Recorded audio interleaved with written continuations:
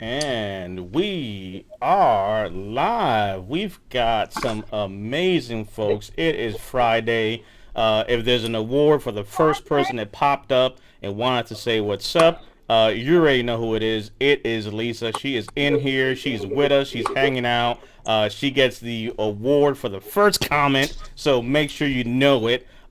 We got Amy. Brian's logging in here in a few minutes. We got the man, the myth, and the legend. Some call him Timmer. Some call him the Marine Rapper. I call him my brother, and that's where I'm going to leave it. And then we have another brother who's joining us today, Elliott McKenzie. You may have heard of him. You may have heard his music, but today you get to actually see who the man behind the music is, the man behind the lyrics, and the work and what got us here. But the biggest disclaimer is these two musical guests that we have are veterans. They're our own. They're our people. It's our community. I'm glad you guys are here. I'll let Amy say hello, and we'll go around robin to let everybody introduce themselves. I'm DP, Disabled Army Veteran.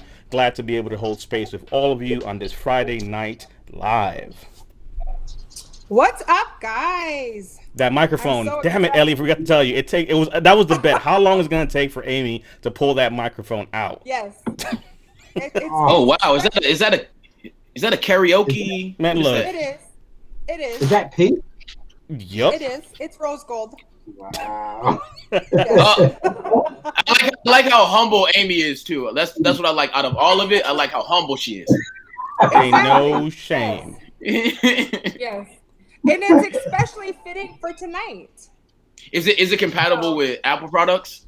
It absolutely is, but not Uh-oh. Samsung. I love it. Uh-oh. Not Samsung. We ain't even get a chance to have Elliot say what's up, and already this sounds fired. What's up, guys?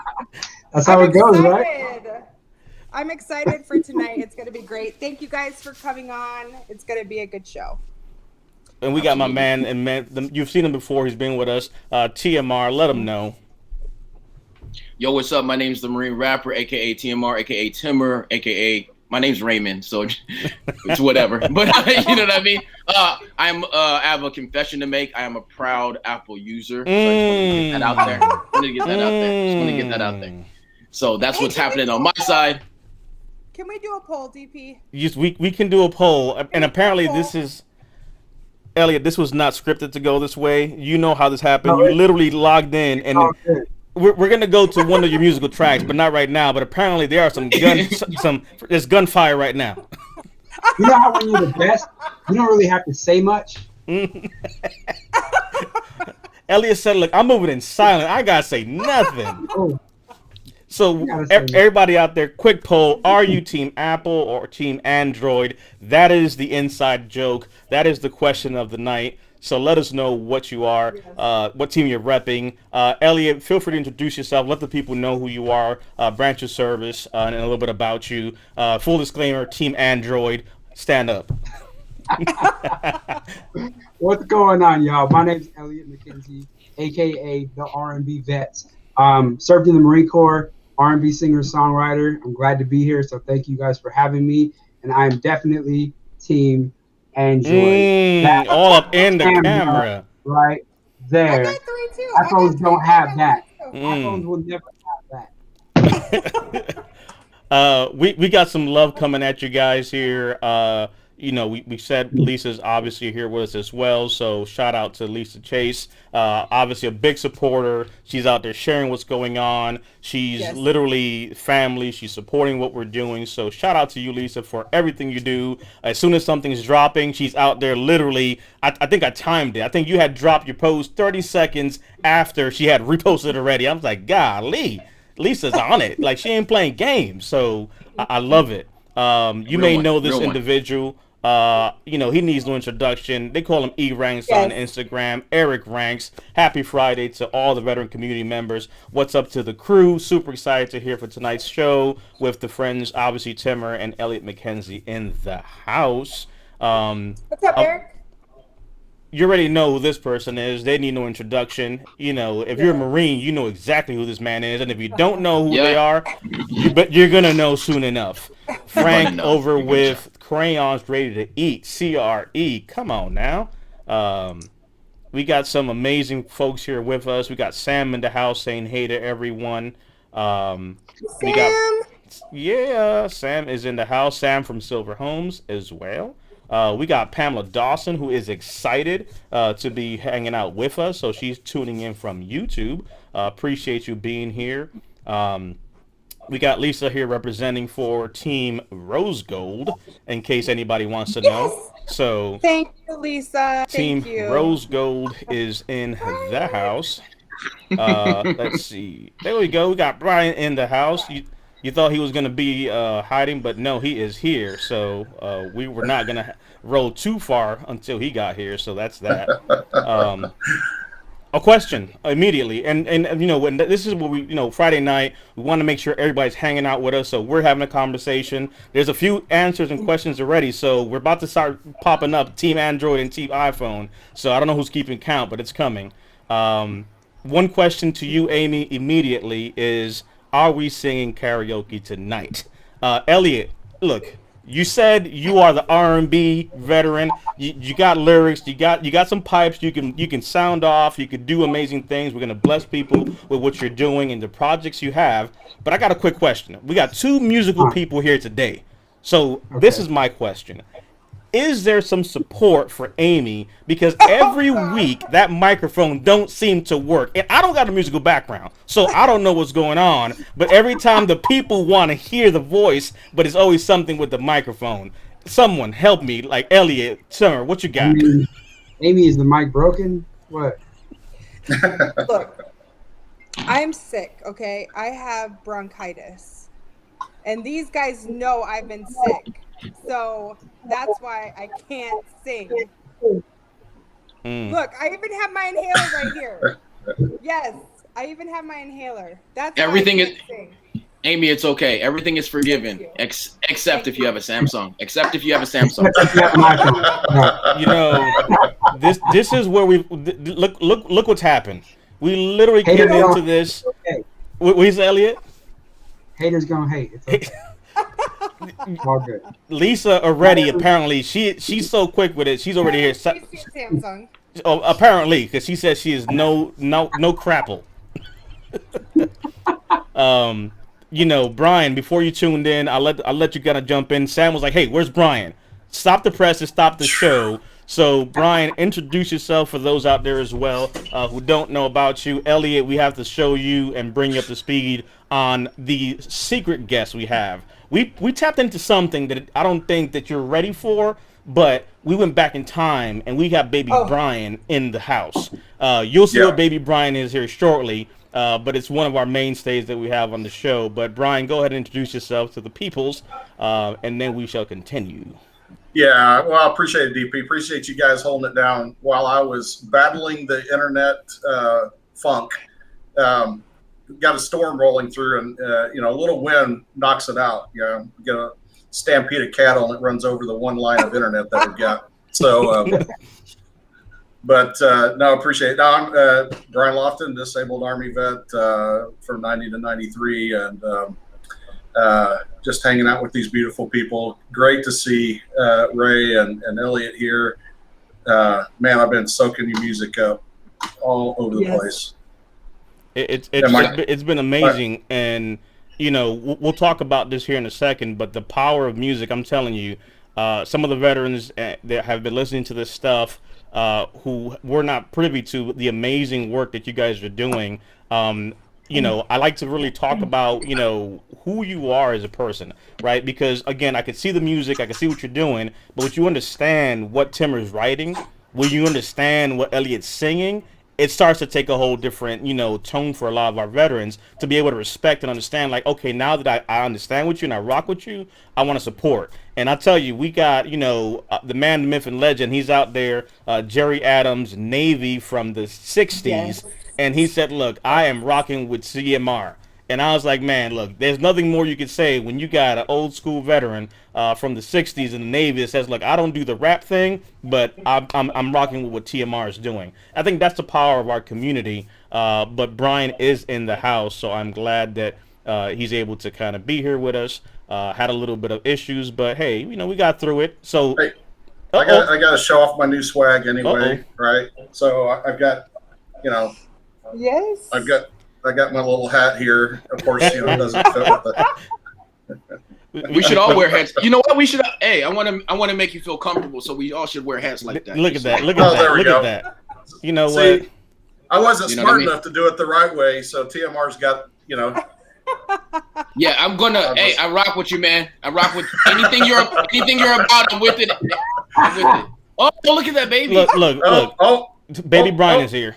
Yeah. So people want to ask, people want to know. You gotta give them what they want because it's Friday. This is Elliott. This is before his service-connected shoulder went down. But if you notice, for those that haven't seen this, it's only that same shoulder that keeps going up. So he's technically has had a pre-existing injury because that left shoulder works, but that right one, it's never been working. Yeah, it doesn't matter that I don't have rhythm because I'm just, now I've got an excuse. This is Baby Brian. People need Baby Brian. It's a long week. Listen to the lyrics. You know what? We're here. That's what matters. We could have been anywhere else, but here we are.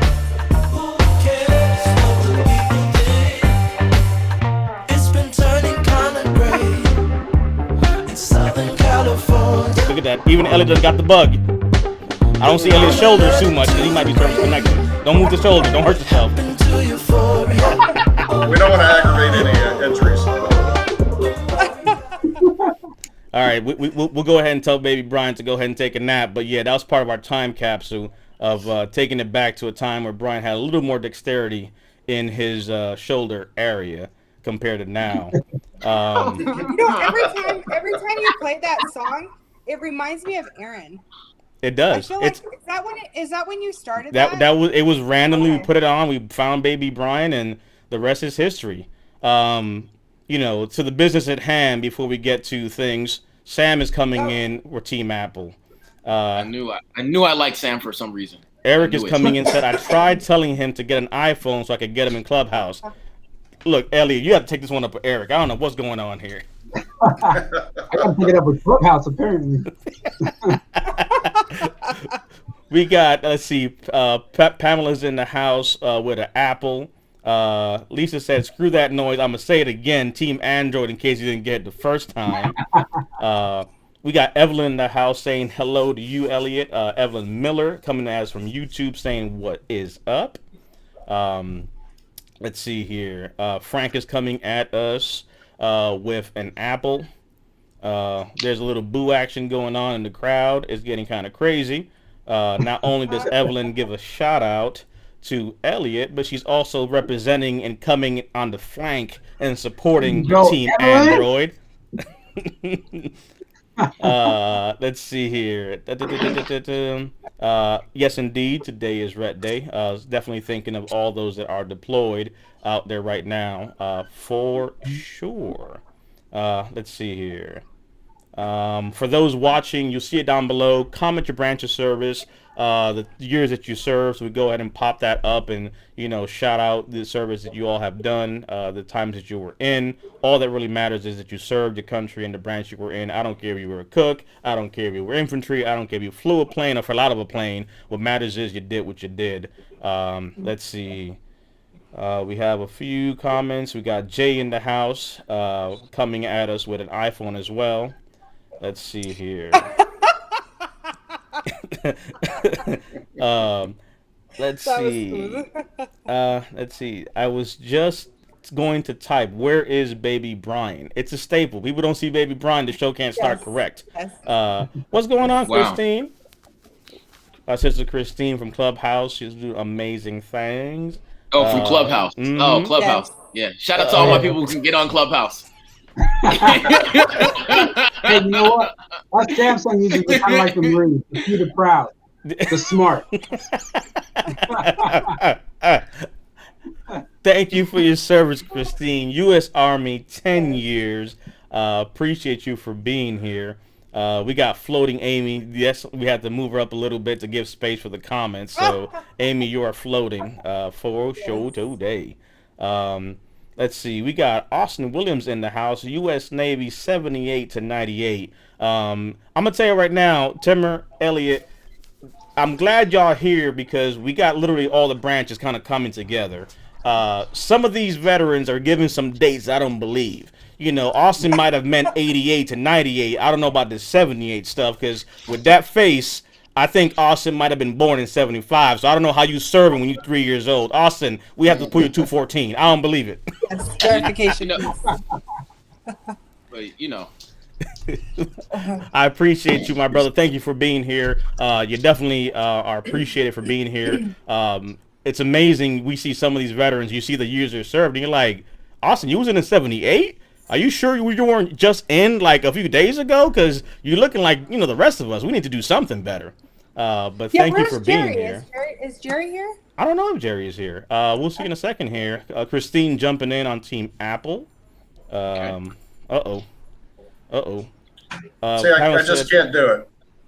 I had an Android and an Apple, and Apple ate some. Uh-oh.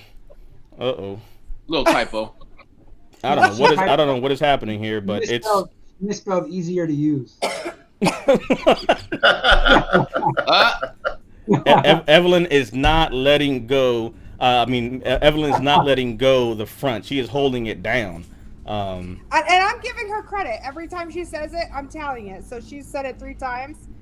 Elliott has four tallies. Hey, T.O.'s in the house. Army, 05 to 13. Apple all day. Used to be Android. A defector. Again, we was talking about this. You see how it's looking, Elliott. You see how it's looking, bro. Like when we hear more Apple, it's just gonna have to just be. You know what I mean? 'Cause it's right now. That's where. I agree. We need to sound that horn. Elliott, you're awesome, but this will return to Apple in 2014 and will not look back. Come on, brother, let's go. God. Elliott, I'm starting to feel. Look, I promise you, this is not an intervention. This is not, I repeat, an intervention. Hey, matter of fact, hold on for a second. Where is it? Hey, Elliott, we're here just to read a letter to you, if you don't mind. It breaks me up to have to see you using that. That is not what's happening here. I thought I was here to talk about some music. We're streaming it on the right device first. We need you on iTunes. We love you, Elliott. We're here to support you. You know what's crazy is I downloaded his album on iTunes. He can't even download his own album on iTunes. Oh no!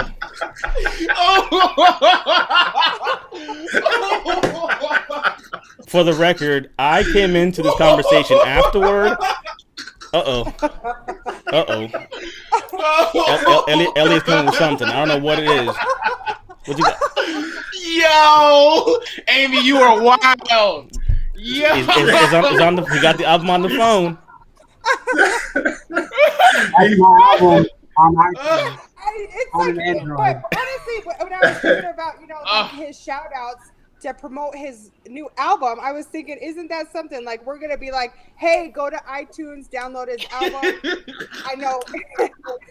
I'm going to tell you the truth. For all the people talking all this stuff, this is what has to happen. All of Team Apple has to go out there now and buy Elliott's album only on iTunes. Only on iTunes. That is the only way to make this whole situation make sense. Because literally, this might be the first and last time Elliott comes on the show. He might be like, look, man, I ain't trying to come in for all this. No, Elliott wants this. He wants it. Eric said, it's all gravy. It's all love, man. We could start like a I said. GoFundMe for an Apple. Oh, no. phone. Yeah, so we should do that. Do a GoFundMe, so we can get him an Apple. I bet you. Yeah. I wouldn't be surprised if we raised enough money tonight. To be No, quite you know, honest. Well, hey, we had an auction. Do you see me disappearing? I'm just gonna go ahead and do like Well, Elliott, I was gonna get a new phone anyway because I wanted to just upgrade. So Lord. so I could just give you mine. Oh. You know what I mean? I mean, if you want to upgrade, you got to get a Samsung because that's the only thing that's better than an iPhone. So, Well, no, iPhone, you're not really going to be upgrading. You're going to be doing this. It's equal. I made the iTunes charts on my Apple phone. So, Well, I have checked on this. so I could give you.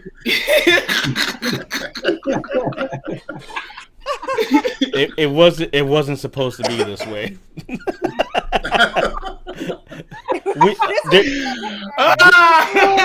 there's a part, Elliot, on our Friday Night Live show where we transition to a segment called "All Control Has Been Lost." Yes, we do. We're not there yet, but we're teetering on losing all control. We're getting there. And we haven't even got to the beginning. Oh Lord Almighty! Right. I blame Amy. Amy brought it there. Amy, you started this. I blame. She just cuts to the chase. She did. She cut right to it. Yeah, literally, like no warm up at all. None. Right. The hats should be coming to the website. I think that we had a hiccup on that, so that should be here in by tomorrow, I would say. So we should have that there. Austin says he is feeling better these days. He's up to 80% with his disability claim. Wife says I smile more these days. Thank you. Yeah. Awesome. I'm glad to hear that. Yes. Congratulations, Austin. That is Thank one, you for sharing congrats, that. and two, thanks for smiling. Yeah. Yes. You Yes. proud thank you more for because you saying got a that. second phone. He might be Android. Also, like, yeah. What I was gonna say. Also, you know, he should see what he he can talk to me. He can talk to other people. I'm sorry. Go ahead. I said, there you go, Lisa. What I was gonna say was like, it's crazy because I had experience when I ran into one of my fellow vets. He like lost an arm, like when he was overseas, and he's rated lower than me. Yeah.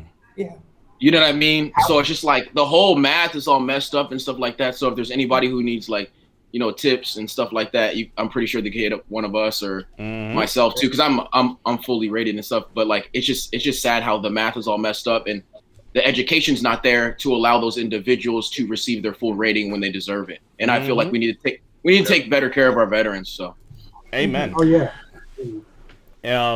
We got one testimonial here for you, Elliot. Just downloaded your album on iTunes. So hey, it's all gravy as long as you buy the album. The best way to buy it is on my Don't hold website. it against them. It's a good album. yeah. Don't hold. You said buy it on your website? Yeah. If you there's different ways you can stream it, and then if you want like an actual hard copy CD that I sign, you can get that from my store on my website, and I'll mail it to you personally. Awesome. So let's get into the actual topics at hand. So over to you, Elliot, for a little bit. So tell us a little bit about, for those that don't know, we've established one fact: you're Team Android. Moving on, there is life after a phone.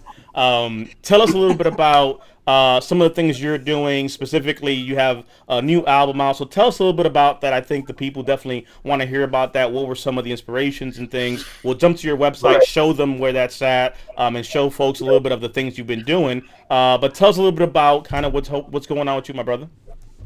So served in the Marine Corps 4 years, went to Iraq, got out, immediately started dealing with PTSD, depression, anxiety, hyper-awareness, whole bunch of stuff. I ended up homeless living in my car for about a year, and then I was in transitional housing. Got my life back together. Making a very long story short, went to college. Ended up dropping out of college because of all the issues that I was having. After I dropped out of school, I went to therapy, got better. Spent about 2 years doing that, and that's when music really kicked in. I've been doing music since I was a kid. I played the drums in 5th grade. I sang in gospel choir in high school. And that's when music started for me. And I continued music even while I was in the Marine Corps. When I was over in Okinawa, Japan in 2006, I ended up recording an album. And that was like my first, I guess, amateur, like just testing the waters kind of thing. First time ever in a recording studio, first time ever recording music on a microphone. Did all that. That motivated me to pursue music. So I actually got out of the Marine Corps and I went straight into Musicians Institute in Hollywood. Learn more about the industry side of it, the business side of it, learn more about performing live, how to, perform live, be a good stage presence, all that kind of stuff. Dealt with all the stuff I mentioned, the homelessness, the mental illness, all that stuff. And then in 2000, I want to say 16/17 was when I decided to combine my talents in music with my experiences as a combat veteran with PTSD. And that's when Gunshots was born. And then I met TMR through Donnie with Veteran Television. He introduced us because we both performed on Veteran Television on separate occasions, and he was like, hey, you guys should meet each other, work together. Made that happen. That's how Gunshots was born. I already had the record. I knew I wanted to record it because I wanted to find a way to do two main things: educate the civilian population about what it's like to be a veteran with PTSD, and then also give other veterans a song that they could relate to and maybe get some therapy out of. And so I had my part recorded, and I was like, I feel like this needs another person on it. Met TMR. I was like, obviously he's perfect for it. He's a veteran himself. He's another Marine. He understands PTSD, understands the combat experience, and he can write from a first-person perspective about that. He jumped on the record, absolutely murdered it. And then we decided, hey, this deserves a music video, put the video out. And then I spent a good 3 or 4 years kind of working on the album, dealing with my own issues because that stuff never goes away. I was in school for a little while, got my bachelor's degree, and now the album's out. And I'm proud of everything I've accomplished so far, and I want to keep going. This album has motivated me to really pursue my career in music and really try to make this dream of doing music full time become a reality. And Elliott, it's funny because me, and Ray literally talked a few days ago on our one-on-one, yesterday actually. Yeah. We and that's coming out soon here. You all will see that. One of the episodes we do is called One-on-One Profiles in Audacity, and we kind of talked about Timur's journey, and it's amazing because one of the things that we talked about, which I think it's great to talk about here also that you touched on, is you learned your craft. Right? There are some out there who might say, all right, you guys got it made. You got an album, you're doing stuff, we're going to show some of the things you're doing, but learning your craft, right? Really making a point as a veteran to say, like you said, I went to school, I learned my craft, I learned performance. Timur talks about the fact that he's learned the marketing aspect of it, because one thing that I have to say, which is, it has to be given, flowers to both of you. The albums and the tracks you guys are putting together, they're receiving the right attention that they deserve. We have Space Force literally topping charts. Like, the work you guys are doing, it's being recognized by mainstream, and we're going to support that. But it has to be highlighted that you're independent artists, you're veterans doing this, and that's something you don't see a lot of, right? To be able to actually go out there and have the journey you've had, put out the music the way that makes sense for you, to have that message. I definitely want you to show it if you can, my brother. You got 2 tattoos, and those 2 tattoos on your arms have a powerful message, and that's not something like me and you talked about, Timur, that you're going to see other people be able to say. Ain't nobody talking about WAP saved my life. Again, no disrespect to that, but the reality is this is music that has a message, but it's from our veterans. It's coming from a place of independence, showing that we have the ability to rally a community and have conversations like this, so people not only download the album, but no, I saw Elliott. I feel a connection. He's my brother. He's a Marine, and he's doing this. Talk to me a little bit about the 2 tattoos that you got, because there's a powerful message in there that I definitely want people to hear about. So when I initially wrote and released Gunshots with TMR, I had no idea and I had no plan for it to hit as big as it did. I would have been happy if 100 people watched that music video. Mission accomplished. I'm good. That was fine with me. Next thing I know, I think it was maybe a couple of days, maybe a week after we released the video, put it out, thousands of people started seeing it. Comments started coming in. I started getting hit up. I'm sure TMR started getting hit up, DMs, things like that. I had no idea that it was going to have the impact that it did. And I had no idea that my music was going to have that kind of an impact, because, like I said, going into it, that wasn't my goal. My goal was just to release a good song that I thought might have a small impact. And then that motivated me to keep that motivation going, keep that momentum going, where I wanted to be able to use my music to inspire people and to help people and to change the lives of people in a positive way, because I saw how it was working with Gunshots. Then I released Fight Back because I wanted to touch a bigger audience. So Gunshots was specific to the veteran community. Fight Back was specific to everybody because it was about general mental illness and fighting back against your mental illness, whatever that is. And then again, good feedback started coming in. And then I hit a point where that light bulb went off and I was like, this is my purpose. This is what I want to do. This is something that I want to pursue full time. I want to be able to use my abilities in music to change the lives of other people. And a lot of people, in fact, I don't think anybody knows this except the people that have met me personally in person and I've shown this to, but I actually have a folder of photos in this amazing Samsung phone where anytime any of my supporters, my fans comment something about, oh, your song changed me, this song was a big deal, anything positive about my music, I screenshot it, and I have all those screenshots in a folder in my phone because that motivates me. And most recently, 2 of my fans commented, one on YouTube and one on, I believe it was Instagram or Facebook, that my album literally saved their lives. And so I got those tattoos, or I got those quotes, those parts of those comments tattooed on my body. So this one, if you can't see it, they're healing. I just got them, so they're brand new. But this one says, just heard your new album, saved my life. And that was a YouTube comment that a person, I think his name was Kenneth, put on my YouTube channel.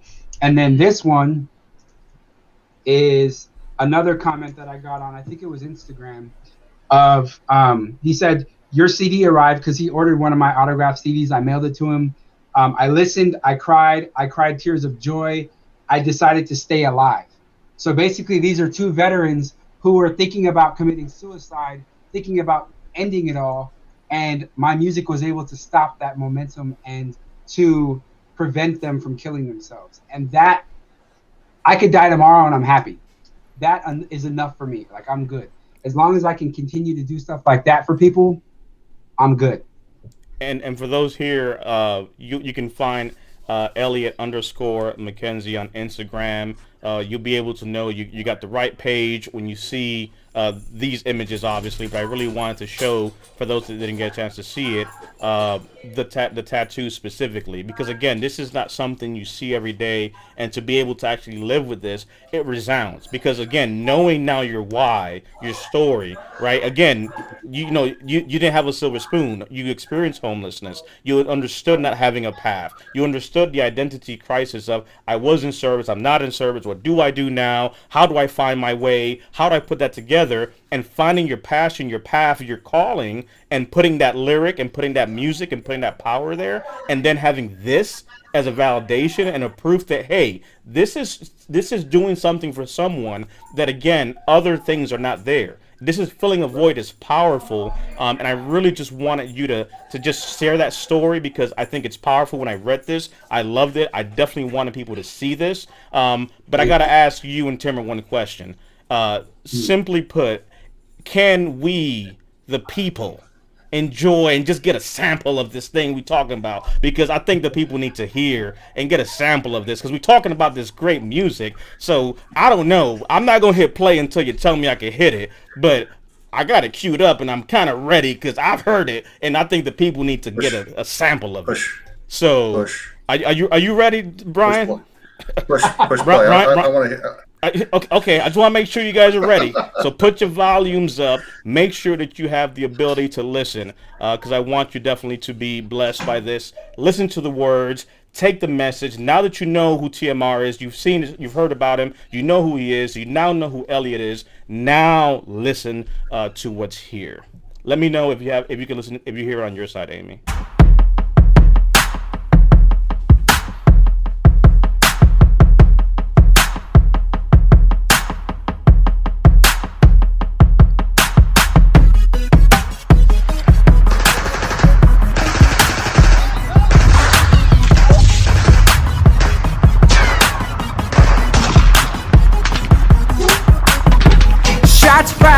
My station, all around my position. Oh yeah, yeah.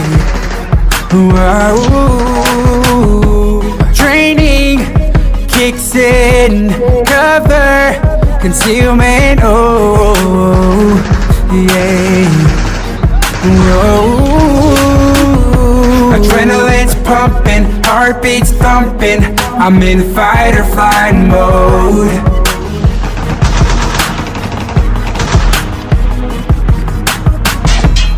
Heartbeats racing, then I get angry. Must kill the enemy. But then I realize I'm back home. Sounds like gunshots everywhere I go. Makes me wanna hit the floor, yeah. Heartbeats racing out of time, 'cause I think I'm out of time, yeah. I probably won't, but I've gotta get control tonight. Strangers looking at me like, what the hell is wrong with him, yeah. Whoa, they don't know what I hear when I hear that sound, yeah. I hear combat, adrenaline's pumping, heartbeats thumping. I'm in fight or flight mode.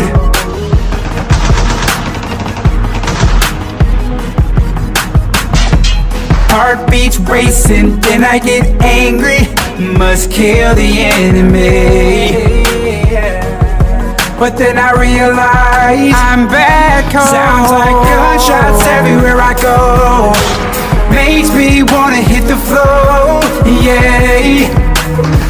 Everywhere I go, yeah. Heartbeats racing out of time, 'cause I think I'm out of time, yeah. I probably won't, but I've gotta get control of life. Gotta get a grip on me. I did amazing feat.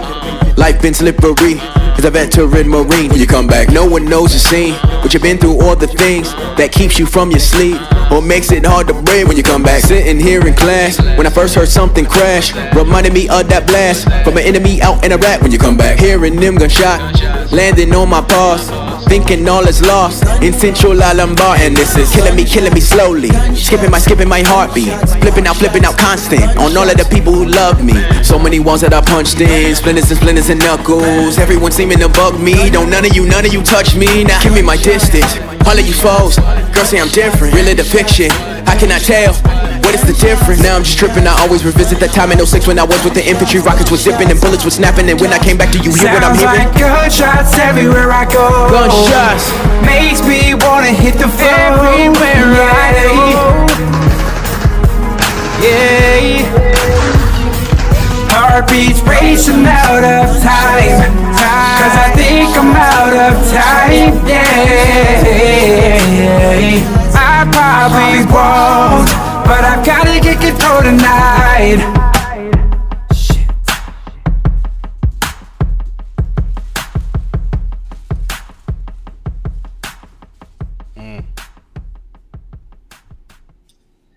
Man, that's powerful.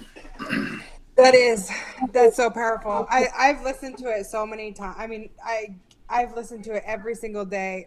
This part right here, I wanted to just pause on this, which I think is awesome. I love how you guys not only had a dedication here, but I love the Wounded Veterans Creed. You know, we all kind of roll by that, right? Like every Marine is a rifleman, right? The soldier's creed. You know what I mean? Like we live by these things. And to be able to, you know, to kind of highlight this at the end here to the fact that, you know, though I am wounded, I will always be a warrior. That speaks to tribe. That speaks to the fact that though we've been wounded, we're still here, right? Elliott found purpose and he wears it on his arms literally because of the fact that he's still moving.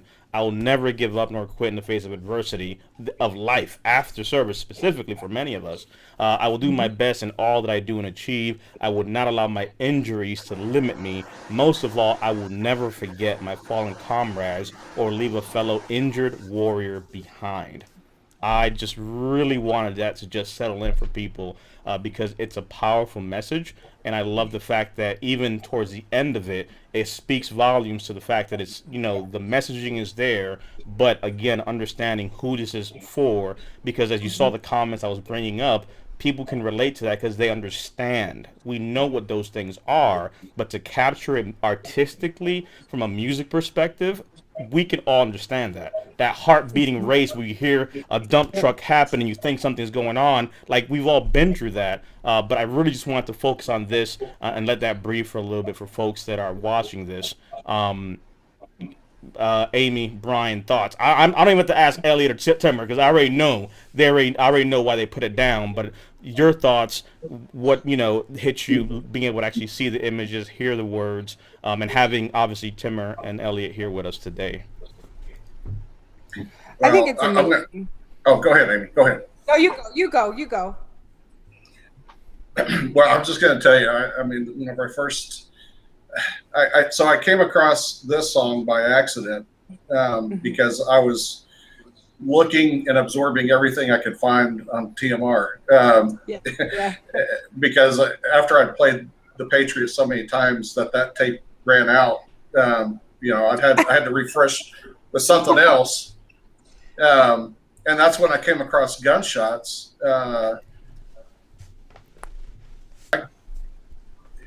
I'm going to be honest. Whenever I first watched the video, I was feeling triggered because it's so real. I mean, you talk about the squad movements. It's just, man, it hit. I mean, it's just real. It hit me. I had to share it with the team, and I even told them. Warning, this can be triggering, but man, it's just the way that you guys put that together, just incredible. I don't have anything else to say about that. It's just a powerful song. And Elliott won't tell you. Yeah, it's relatable, and Elliott won't tell you, but he actually, did the creative direction on everything. He did the production. He produced the video as well. He got all the pieces together too. So, in addition to doing the music, he actually produced and co-directed the video as well. So he deserves his respect for doing that as well. That video was incredible. I will do this, but he actually was a huge part of it. That entire classroom scene, that was all him. He came up with the idea. He directed that part.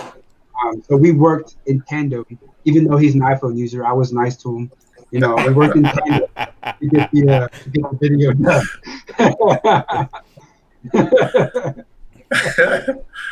Well, I was impressed. I mean, the video. I mean, the song itself is just incredibly powerful. But the way that you put that video together, it was like real life. It was true. I'll tell you guys a little story. The scene in the store came from an actual experience that I had, and that's where the visual for the video, the initial visual that I got, came from. So there's a trail that I like to go to whenever I'm having a bad day, an anxiety-filled day, depression. I like to go hiking and jogging at this trail by my apartment. It's about 15 minutes away. I had just left that trail, and I was thirsty, and I didn't bring water. I forgot to bring water, so I stopped at a Vaughn's on my way home from that trail. I was walking through the tomato counter because you have to walk through the vegetable area to get to like the drink area where the water bottles and stuff are. I was standing next to the tomato counter, and I turn around and I look at the front door, and a family walks in the front door, and this kid, like this young, I think he was probably maybe 5, kid had birthday balloons. I assume they're coming from either his birthday party or something. Somehow, I have no idea how, one of the balloons that he was holding ends up popping, and that loud pop sound of the balloon instantly put me back in Ramadi, Iraq in 2005. And I jumped to the other side of the counter, the opposite side with them, and I picked my head up like I was turkey peeking with a rifle. And they looked at me like, what the hell's wrong with that guy? And there were other people in the vegetable area that also looked at me like, what the fuck is wrong with this dude? Like, why is he freaking out? Like, a kid popped the balloon, no big deal, right? But to me, I went back and I was in the middle of a firefight all over again, and they had no idea.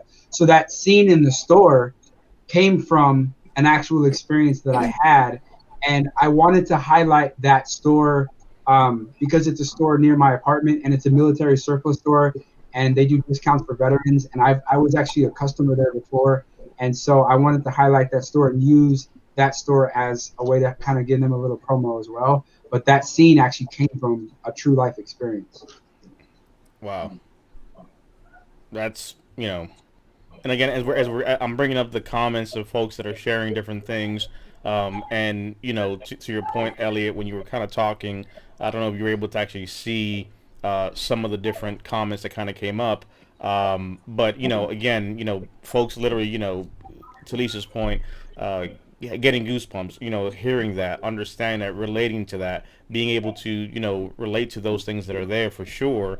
I think it's amazing. It's just powerful. There's also a few messages in here, really just thanking you for sharing a little bit about your journey, what you've been through, what you've had to go through to get you to this point and finding your path. So that doesn't go unnoticed, and people definitely, again, are able to differently relate to that as well. So I just wanted to definitely just shout that out. But again, an amazing video, amazing information in there. We have a few folks here, Wesley, who jumped in as well. U.S. Marine Corps, 2002 to 2010, third LAR in the house. We got Manuel Salazar in the house, Army retired from Ohio.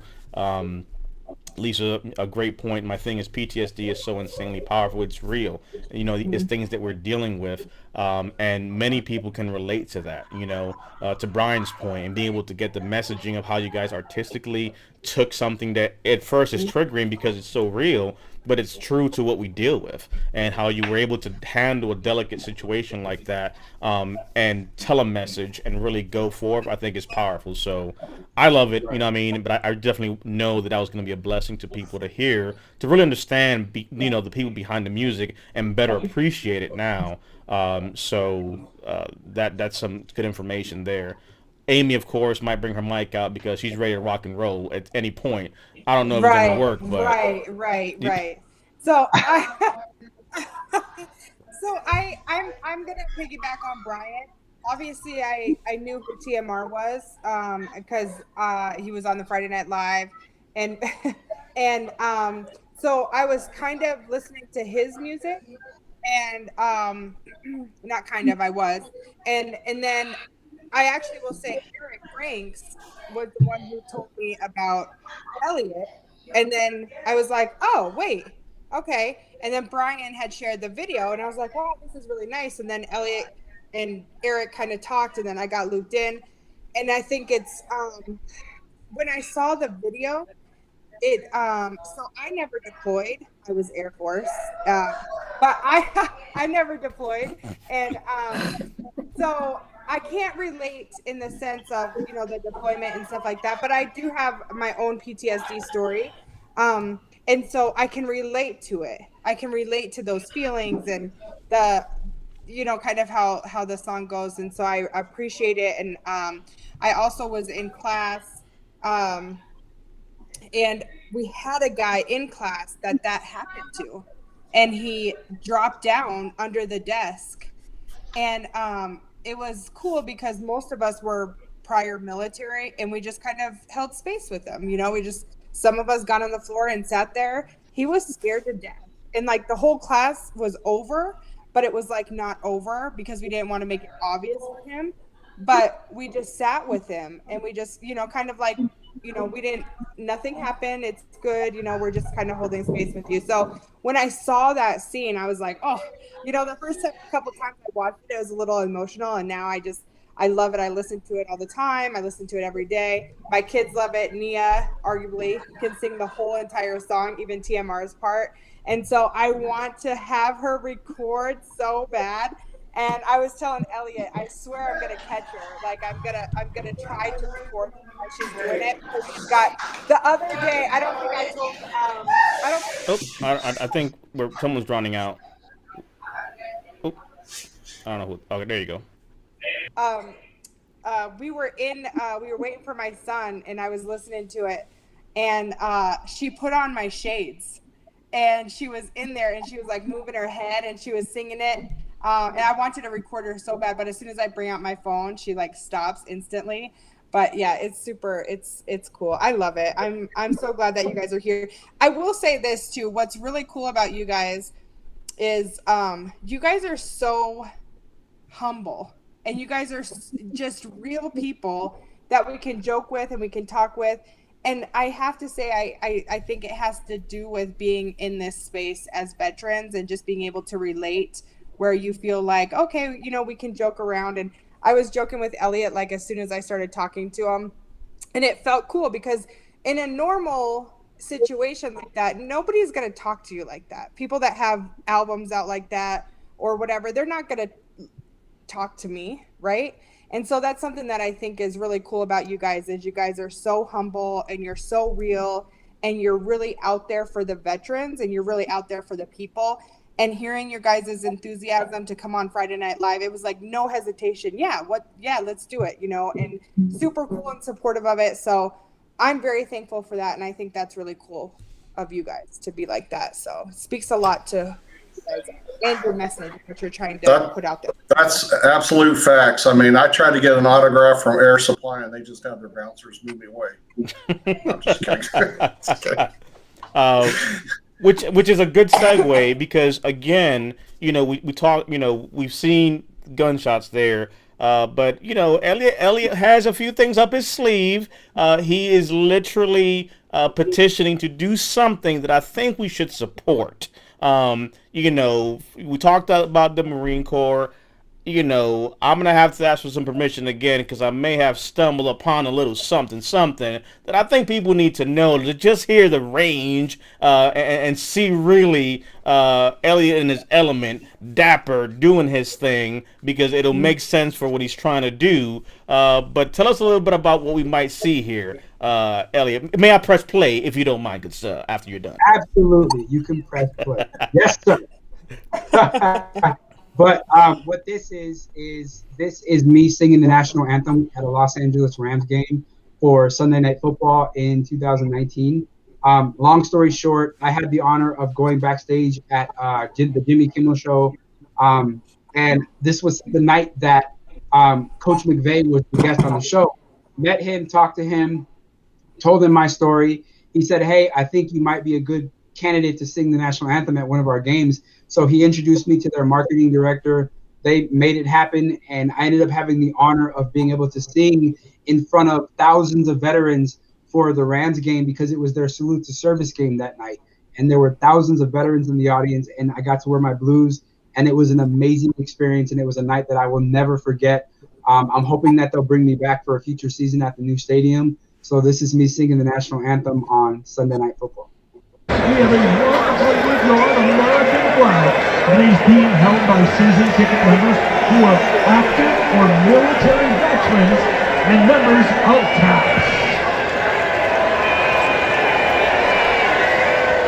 Ladies and gentlemen, Auto America, please stand, remove your hats and place your hand over your heart as Virginia Forces Honor Guard presents our colors and welcome U.S. Marine Corps Iraq War veteran turned R&B singer-songwriter Elliott McKenzie to sing our national anthem.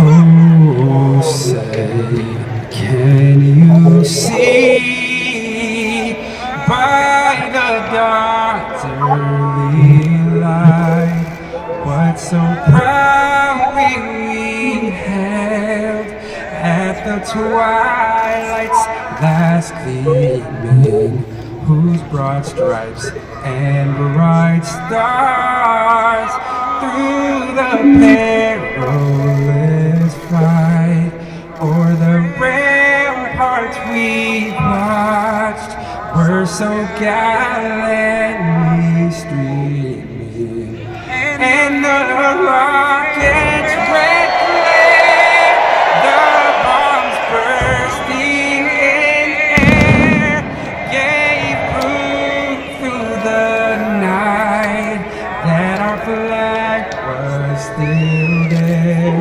Oh, say does that star-spangled banner wave for the land of the free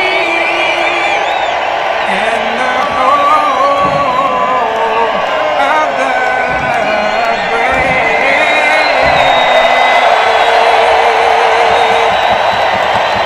Thank you, Elliott McKenzie. Now to the sky for the F-16 Wide Open.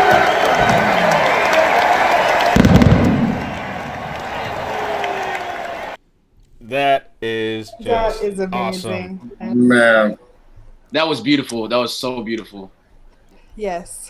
Like, and we lost Elliot. no, he's right there. because- I think Oh. what happened was No, his circle is blacked out. there he is. Oh. I think what happened was because of his Android. uh-oh.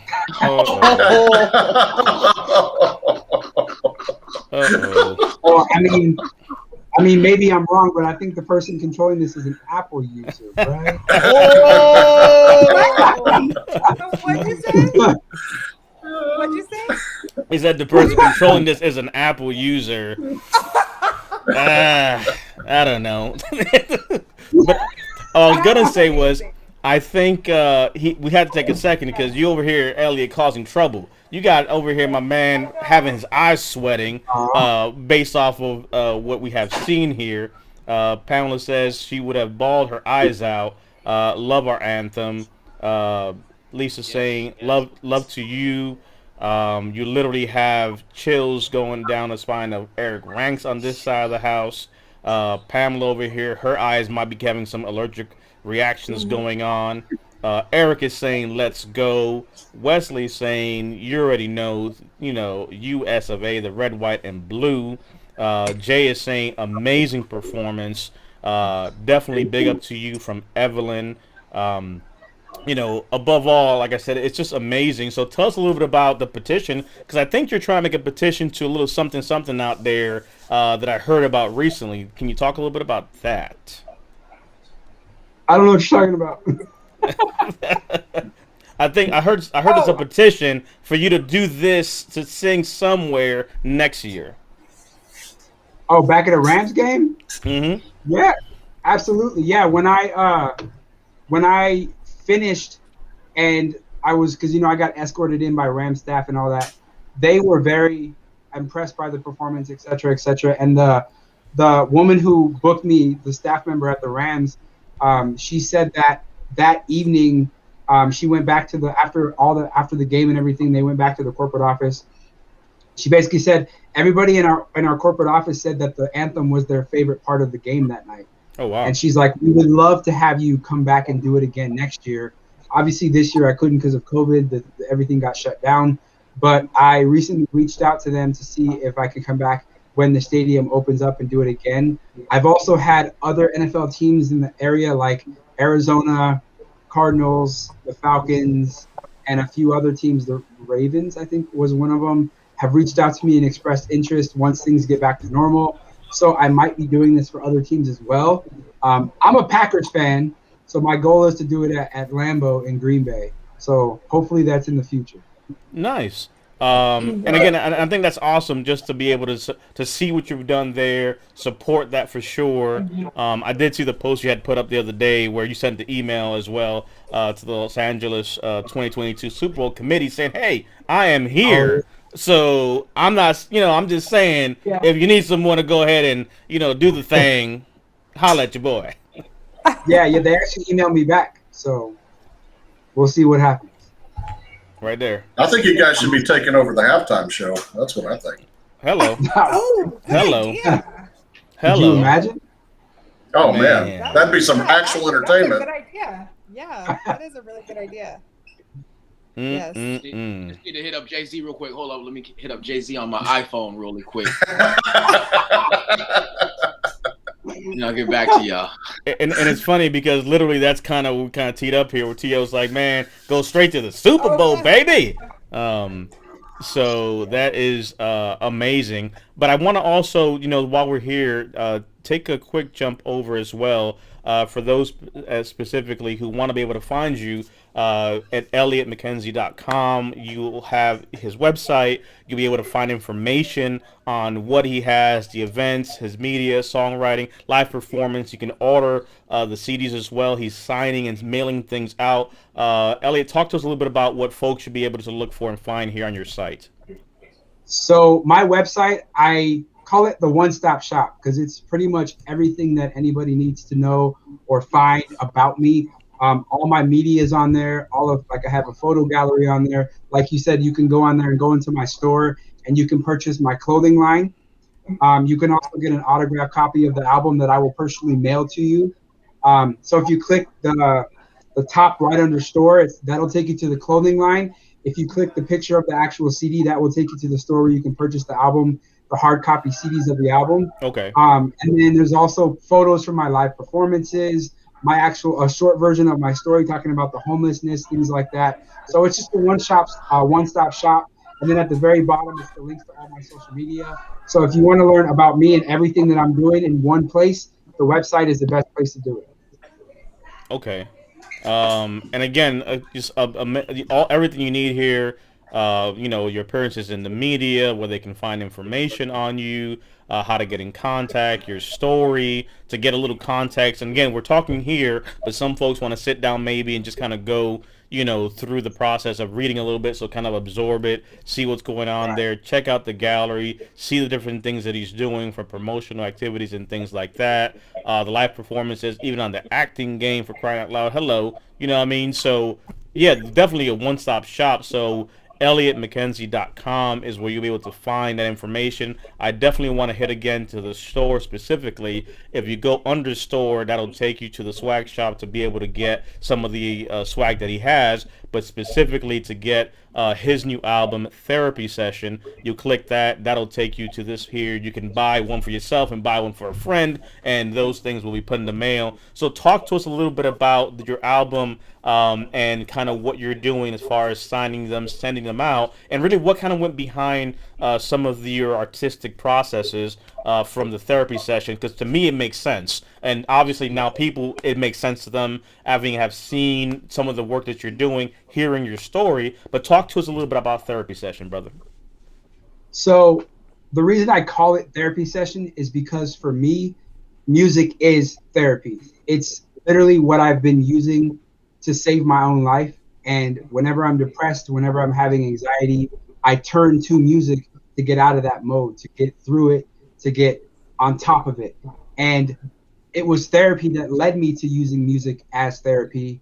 And so whenever I'm on stage, this therapy title specifically came from the fact that performing live in concert is like a therapy session for me. Because singing, you got to think of it like singing is like crying out loud. Like when you're angry, you scream, right? Like the average person, they scream, they cry. Singing is just like screaming, except it's controlled screaming.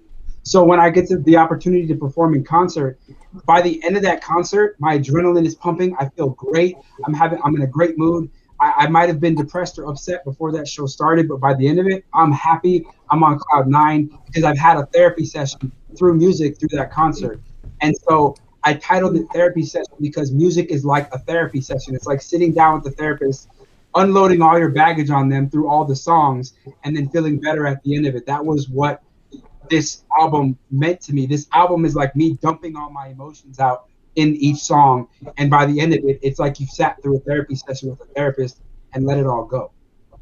And then I decided to do the autographed copies because I wanted to make it more personal. I wanted to make it more hands-on with my listeners, my fans. I wanted to be able to show them that it's more than just, oh, here, you can download it on iTunes or download it on Google Play if you have an amazing Samsung. So I wanted to be able to make it more personal by actually sending them copies myself that I sign. Each copy that I sign also comes with a letter inside of it and then a receipt. So it's super personalized for you when you purchase it.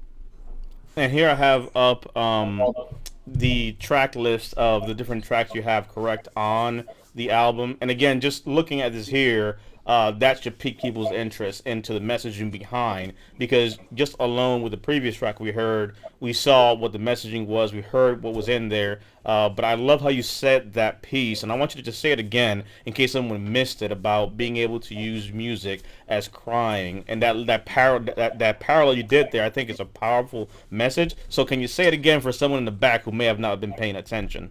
Yeah, absolutely. So when you're upset, when you're crying, when you're going through something negative, you normally want to scream. You normally want to cry, right? You want to let it out. You just want to go in the backyard or go in the car, go somewhere and just get it out. Just scream, right? What if you controlled that scream?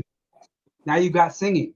That's how I get through my moments. That's how I get therapy. That screaming or that singing is what gets me through my PTSD, my depression, my anxiety. And so that's why I call it Therapy Session, because that's my therapy. Mm-hmm. So I have to say something on that note. So I can't sing. I mean, I can't. I can't sing. But I love to sing. I love to sing in my microphone. And I can totally relate to what you're saying. So I will scream into my microphone. Well, my kids think it's screaming. I think it's singing. But and it honestly, like, it really helps me. It puts me in a better place. All joking aside, sometimes in the middle of the day or at night, I will literally sit on my bed with my iPhone and connect it to this, and I will sing. I will sing and sing and sing until my kids are screaming and try to hide my. And actually, what's funny is I think they tried to hide my mic for tonight, and my girls aren't even here. But I found an extra one because I have 3 of them, so I always have one by my desk, always.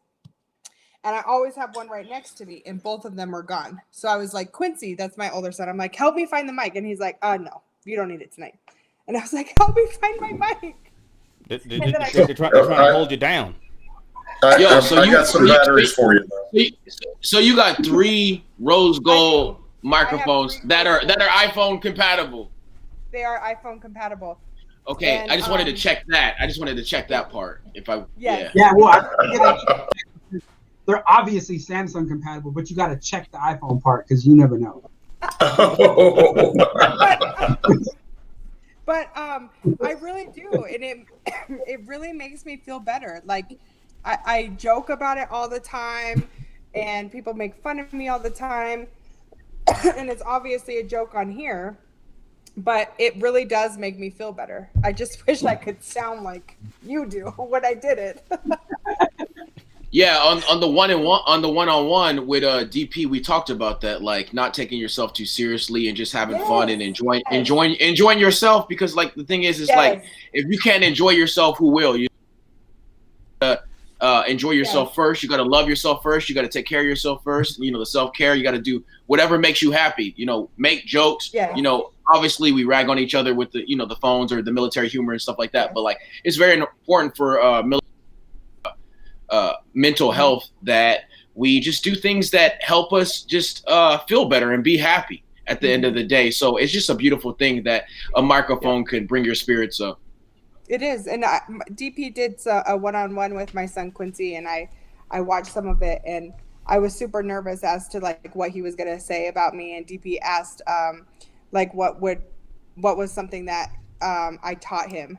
And I was really happy that he said not taking yourself so seriously. And so all joking aside, it's good that he feels that way. And that was one of the things that he said, is not taking yourself so seriously. And so speaking exactly to what you were saying, TMR. And here we have some of the comments, obviously, that are coming up, which again, Elliott, to some of the things that you have shared, I think it's just powerful to really kind of just touch on that for folks. Eric, obviously, one of your biggest supporters that put us in contact with you, says, I sent a copy of the letter and CD and Messenger so you can share with people you want to. So I'll go ahead actually and bring that up here as well, of what you've actually sent to folks that are out there, which I think it's amazing. Pamela as well says, just singing along to songs is therapeutic for me. Music moves me the way nothing else can. Jay, of course, here giving you a quick shout out saying, Amy, you like to sing. You said, give us a quick sample of your singing abilities. Do what you say. I'm sick, Jay. Now's not the time, Jay. Let's see. From our brother over in Texas saying, y'all need to come over to Texas. You are needed over there. Eric saying, music is the escape and what fills my cup up. I always have music around me at least 15 hours a day. Never Brian, stop. yeah. Timar? What I was gonna say was, who's the last guy who said we need to come to Texas? JR over in Texas with Third Day Coffee, Seguin. Hey, we could make it happen. All you need to do is hit us up on social media, either Elliott or me, and let's make it happen. We, like me and Space Force, just performed at the Alamo in Texas because the restrictions aren't that tight over there, so we can make that happen. Just hit us up on the DM. Hey, on that note, side note, me and TMR have never performed Gunshots together live. So you can give us a reason to. Ah. I wanna Yeah, go. that would be incredible. We should Elliot, make a trip. yet. Yeah. Yeah. Mm-hmm. Yes. I like that. Yes. That is amazing. Well, you can make a pit stop in Oklahoma on your way down to Texas. So, you know. And Brian, I just want to come meet you in person, so I'm down, whatever. Hey, that's good. I'm down with that too. And for those that are wondering here, this is literally a letter that Elliott sent to Eric with his CD that he sent out, which again goes to show to what he said, right? This is, he didn't send this to Eric thinking they would put it up. This is literally someone bought, and supported his music. He sends him a letter. He goes ahead and does what he says he's doing. And to be able to show this, Eric wanted us to be able to kind of just share this with the people, to really kind of hit home to the fact that it's a personal relationship that, Elliott is building, like TMR is building with our community. These are our people. And when the question comes up of like, man, there's something good out there. Oh, trust me, there is. And you guys are adding to the playlist. So literally, like Frank said, like my playlist keeps growing. Every time we bring somebody else, it's like, hey, there's a whole movement here of people and folks that are doing amazing things artistically, musically. So for sure, I think that is amazing. And I know we talked to TMR there's a mic. And I think I mentioned it to Elliott, but I really think that we should do a veteran idol. And you guys, along with myself, could be coaches. Not coaches, judges. Coaches. I mean, am I supposed to cause somebody to lose, or? I'm gonna say judges. I think that would be fun, right? Yeah, we're definitely yeah. We're gonna do it 100%. We're gonna do that 100%. I would probably just come in. At me like I'm crazy over there. Like, why would you be a judge? Because good music. Because Amy though, like I would just come in and tell the artist the studio's closed. Like that's the vibe I'm on. Just like Diddy, like I'd be like, yo, the studio's closed. Everybody need to get out. Need to go grab me a Chick-fil-A sandwich, but y'all have to walk and then come all the way back. You know what I mean? Because I'm on the Diddy vibes. So yeah, I'm with it. Yeah, let's do that veteran idol. Let's get it. Let's do the military's got. So hey, I actually own the title, all the property. The military's got talent too, so I can do both. I can do all of it. Hello. Yes. If you didn't know, now you know. A little flex, and I created that website on my my iPhone, my new iPhone. Oh man, Yeah. We're gonna have to get a position. Okay. Never mind. You could have created it faster if you created it on a Samsung. Oh lordy! I'm These going. are more powerful. These are way more powerful. So I mean, would have been done faster, but hey, can't be the best all the time, right? Let's go ahead and look at Eric wants to get people down to Utah. Wesley is saying whatever y'all need, let's do it. Frank is saying he will supply the crayons if y'all come to San Diego to put a show together. Ooh, nice. San Diego's easy. We're right here though. Seriously, Jay already got his bags packed. I don't know if he'll get the pass to go, but he's ready to go. His bags are packed. He said he's ready to move to the airport. Yeah. Hey, look. After the show, we all gonna have a little meeting, all of us, and we already talked about it on the one-on-one. We'll like drop the news or whatever, but we got some big things in the future as far as the veteran music and the veteran network, like huge. So yeah. Man. There's a big veteran renaissance about to happen. That's all we gotta say. You know what I mean? So. Yeah, man. You give Timber. You over here dropping a lot of stuff today, man. I didn't say it. I'm not saying you saying it yet, man. But you can't be teasing us, man. He's saying, there's more. But wait, there's more.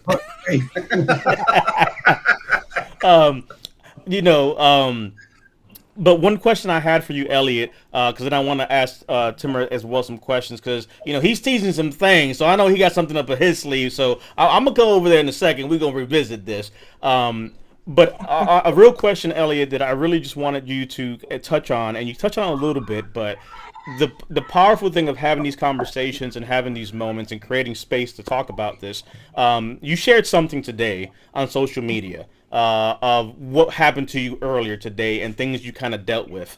And if you want, if you want to share a little bit about that, I think it's powerful because I think it goes back to the point where people, they're seeing the album, they're seeing the success, they're seeing the stuff, but now I understand, wait a second, you said you was homeless, man. Like, you went through stuff, like, you dealt with things, but you're good now, man. You guys are copacetic. You guys don't have bad days. You don't understand. I had a horrible day. It's Friday, baby Brian came out, my shoulder was moving a little bit, but behind the smiles and what we're doing, even if you're an iPhone user or a daggone Android user, the reality is, it's a struggle daily. And you talked about your music being your therapy, but can you talk about the fact, well, here's the question. You don't deal with stuff no more, man. Gunshots don't affect you anymore, man. You copacetic. You don't understand what we deal with. You living good right now, right? Absolutely not. No, absolutely not. One thing I've learned, at least for me, and I think in most cases, PTSD, depression, anxiety, mental illness, it's with you for life. It's not something that just disappears. It's not something that you can just get rid of. You learn to master it and you learn to deal with it, but it never actually goes away. If you have depression, more than likely you're going to have depression until you die. You just have to learn to master your symptoms and make it seem like you're okay. So yeah, earlier today I had my first severe anxiety attack. I had never had an anxiety attack at that level before. I had small anxiety attacks here and there when I got triggered by certain things, but I had never had an anxiety attack where I almost blacked out and passed out and the room was spinning and time froze and I started getting sweaty, and I experienced that for the first time like 3 hours ago. It was like 3 or 4 hours ago, and it honestly scared the crap out of me because I had heard of people who had anxiety at that level, but I had never experienced it myself. And the thing that shocked me was I didn't know why it happened because I was having a good day. Nothing wrong. Nothing bad happened to me today. I didn't have any triggers, nothing like that. I was literally chilling and watching a YouTube video when it happened. I was watching a YouTube video and all of a sudden the room started spinning. I started blacking out. I don't know why it happened. And it made me realize, like, people who have anxiety on this level, I give them props, because if you're dealing with that kind of level of anxiety attack on a daily basis, or even like every other day or once a week, that was my first one, and it freaked me out.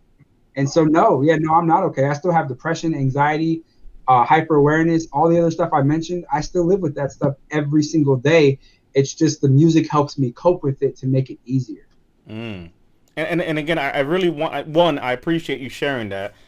Because again, it goes to the tune where it's like, it's not catchy to say, or label your album a certain way. Like, there's more behind it when you look at Therapy Session, literally to the moment of today.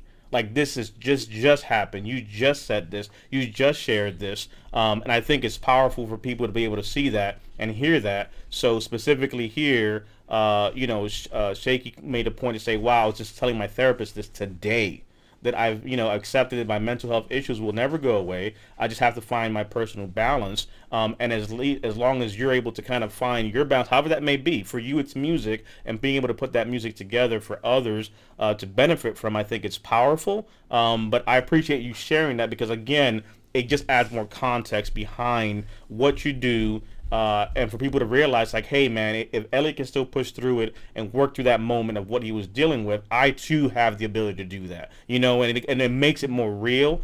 So I appreciate you sharing that, brother. I know you put on your social media, today, but I think it's just powerful to be able to share that with the masses out there. The question I had also for your follow-up is, what would you say for someone out there on that same vein, right? They're dealing with something, and you know what, Elliott, you got your music, you got your path, you found your way, so you got that, right? You have that therapy, but I'm not there yet. You know what I mean? I'm still where you were before you found that thing.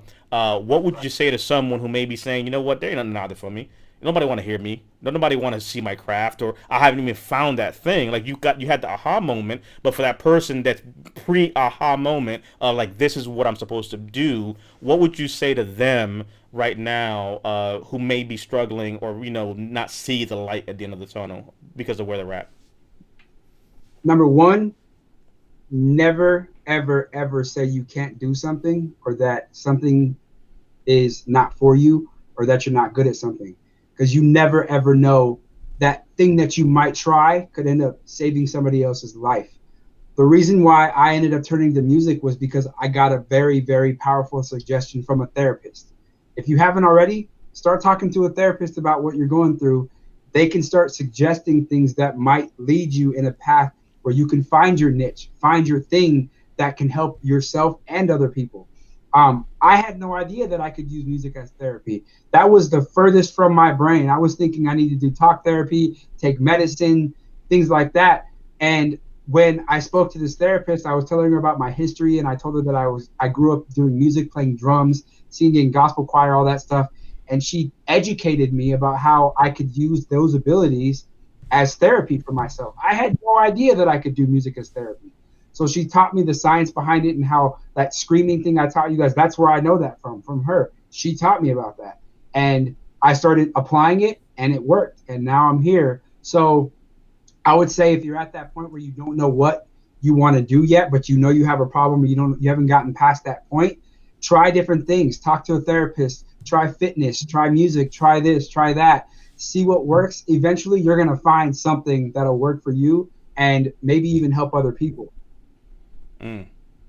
And I think that's and again I appreciate you sharing that, because it really speaks to the process and the journey, right? Everybody gets stuck on the destination, but we forget the journey, right? And many of us have talked about different things. You talk about intention, you talk about expectation, but really, and Elliott, say this is the first time we're breaking bread in group here. But for those that are seeing this, you might think like, okay, you guys talk. Like, no, literally, Elliott jumped in and I was like, hey, man, good meeting you. Let's go. And the fact is, when you are with like-minded people, and the intention is we're going to create space and just serve the people and do something for them, it flows. Right? It's none of that like, okay, who talks now? You know what I mean? Like, it's literally coming from a genuine place, and you being able to share that, it resounds, and people are able to say that as some of the comments that you've seen. So I appreciate you sharing that, because I think it's powerful, because we've all dealt with that. But I think I'll ask everybody here to kind of chime in on this as an open question. But the hardest thing for us as veterans, for me as a veteran, was the thought that it was just me. Right? Like nobody else deals with this, right? And the more we start to have these conversations and break the stigma, it's like, wait a second, you deal with that too, Elliott? Yo, Timmer, you deal with that too? Oh, wait a second, so it ain't just me. Because you know how it is, right? We tell ourselves a story, especially when we don't articulate, maybe we haven't gone to therapy, we haven't spoke about stuff, and in our mind, it's just us dealing with this stuff. And, Brian, I let you go first. It took you years to get to a point to even get help, get support, post-service. And it doesn't matter if you're a Vietnam veteran, a Gulf War veteran, a Korean War veteran. We've worked with veterans from all walks of life, all ages. And the fact of the matter is trauma, and the things you deal with are true. But what are your points on that, Brian, when it comes to the mental health side? Yeah, no, you're absolutely right, DP. Because like I said, I separated in '93. I steered clear of anything related to the VA until beginning of 2019. For the most, that's whenever I first established any kind of consistent relationship with them. Because even just being called a vet is an awkward feeling for me. Thinking that, I come from I'm the youngest of four, and I tend to be the black sheep of the family. I feel like I'm the black sheep of the family. Everybody's got it together, and I'm the one that keeps screwing everything up. I'll say I've got all this education. I can't even remember going to school, So, it feels like everything's just kind of been a waste and a failure. And, thankfully the buddy that I had, I've known since ninth grade. We had joined the Army together. He was the one going through PTSD counseling, and he was pressing me for months to go see if there's something I could get for help. Try to get some help. And, because having 26, 27 jobs in 26 years ain't normal. So, I just felt like I was, just not able to be successful. I was doing everything the wrong way, or, whatever you want to call it, whatever negative picture you want to paint as to how somebody executes life. I felt like I was stepping on every landmine. Amy, over to you.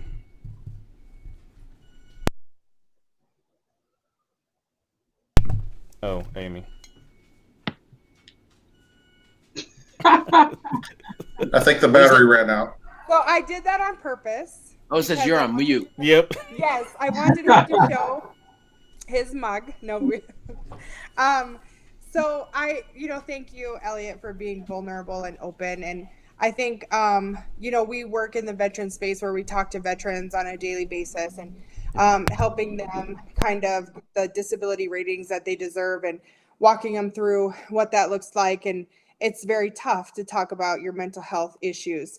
And being vulnerable and open is the hardest thing. Like somebody had said, that it's like one of the hardest things to do. I found that a lot of people, when you speak to your trauma or what you've experienced or what you've gone through, it really helps others be able to speak to their trauma and understand their symptoms and understand that, hey, I'm not alone. I'm not the only one. Or I feel like that too. Or thank you for sharing that. That's something I haven't been able to say for years, or whatever, the story may be for that specific veteran. So I think it's powerful that you're able to be vulnerable and open and be real. And so it goes back to what I was saying about you and TMR. So I don't want to give away too much of the one-on-one with TMR and DP, but I have watched it, and it's an absolutely amazing interview. And TMR talks a little bit about self-talk in there, and he talks about, looking at yourself and telling yourself you're great, and I think there's something to be said for that, because the world is so negative. There's so much negative, and it's so easy to be pulled and sucked into that negativity, that we are our own validation, right?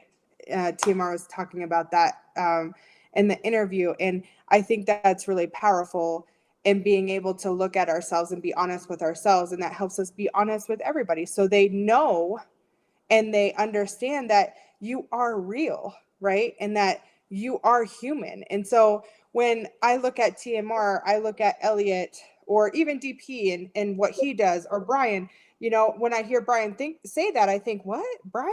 No, and because you guys are human, but you guys are on a different level to us, that it's like, wait, you feel like that? Are you? And so the fact that you guys can come on and be open and vulnerable and talk about that is amazing. And it's going to help so many people, because it's like, wow, I can relate to you. I can relate to that song. You understand what I'm going through. And there's that unspoken connection. And it's not always about what you say, sometimes about what you don't say, or you don't have to say.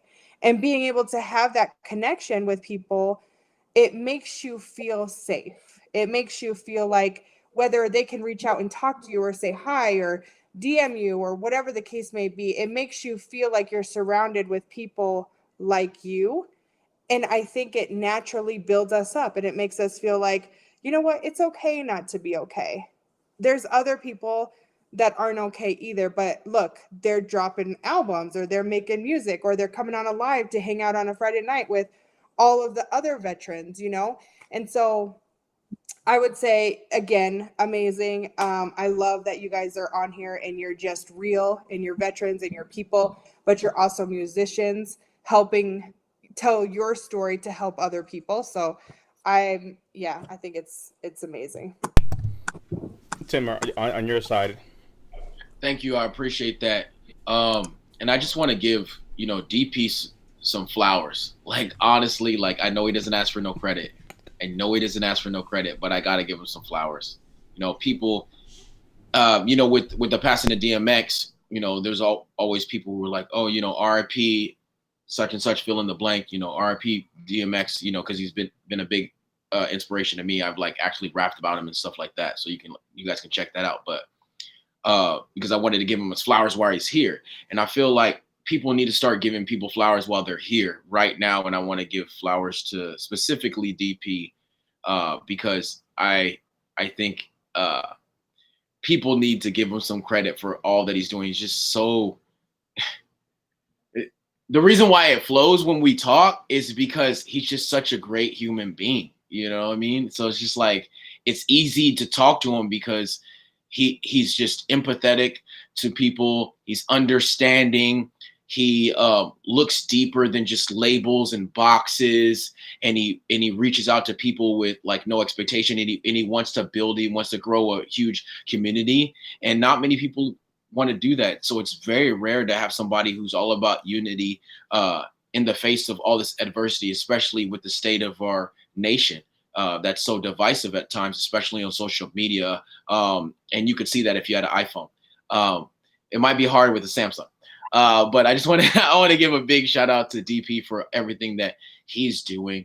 I also want to give a shout out to Amy. Like, man, if I had anybody to like work with me, like far as like staying on top of tasks and accountability, it would be her. It's like, if I don't hear from DP, I'm hearing it from Amy. I'm just like, yo, what's going on? Because they're just like a machine, and I just want to appreciate that. I want to appreciate Brian for all the support he's been doing, paying respect and homage to Elliott's music and everybody else's music in the veteran community. It means a lot, and it motivates us, and that's why we're going on tour. That's why we're going to be going on tour in different places. We'll talk about the dates later, but we want to just drop that bomb right now. We're going to be going on tour. We're definitely going to perform Gunshots live.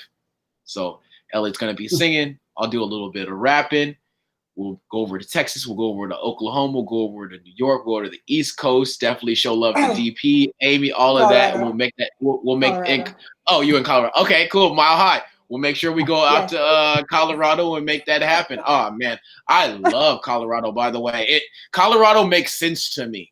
It just makes sense to me. Even when you get off the airport, you can get on a train and go downtown. That makes sense to me. I just love things that make sense. Like other cities you go to, it's hard. Other cities, no, that doesn't make any sense. That actually is taken away from my sense.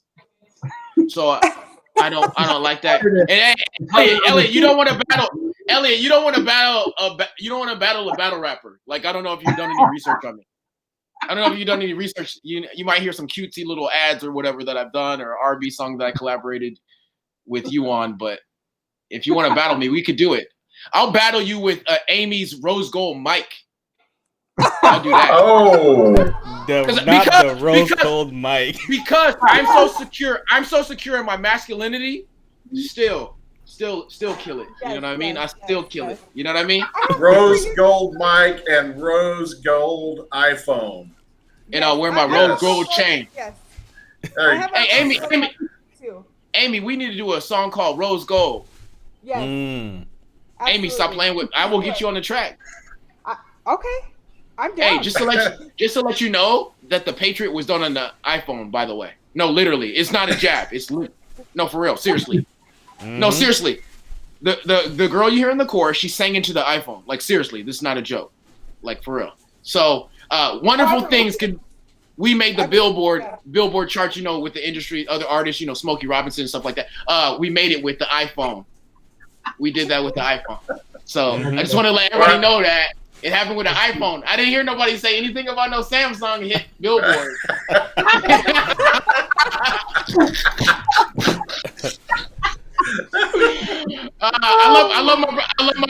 I give Elliott a hard time because I love my bro Elliott, but iPhone. That's all I gotta say. But I love you guys. Hey, no, I gotta ask you guys a question though, really quick. You guys can I watch even the forgot music video on this giant screen right here that's bigger than any iPhone screen in the world. Hey, I If don't you need wanna to watch compensate. it. I don't need any giant anything to compensate for anything. So, I mean, you know how people buy and drive these big trucks to compensate. Mm-hmm. I walk. I crawl. I low crawl. I mean, because you don't want nobody seeing you using that Samsung. Hey, don't play with me, Elliott. I'm a battle rapper. Stop, bro, stop. which is a great point, because I want to definitely.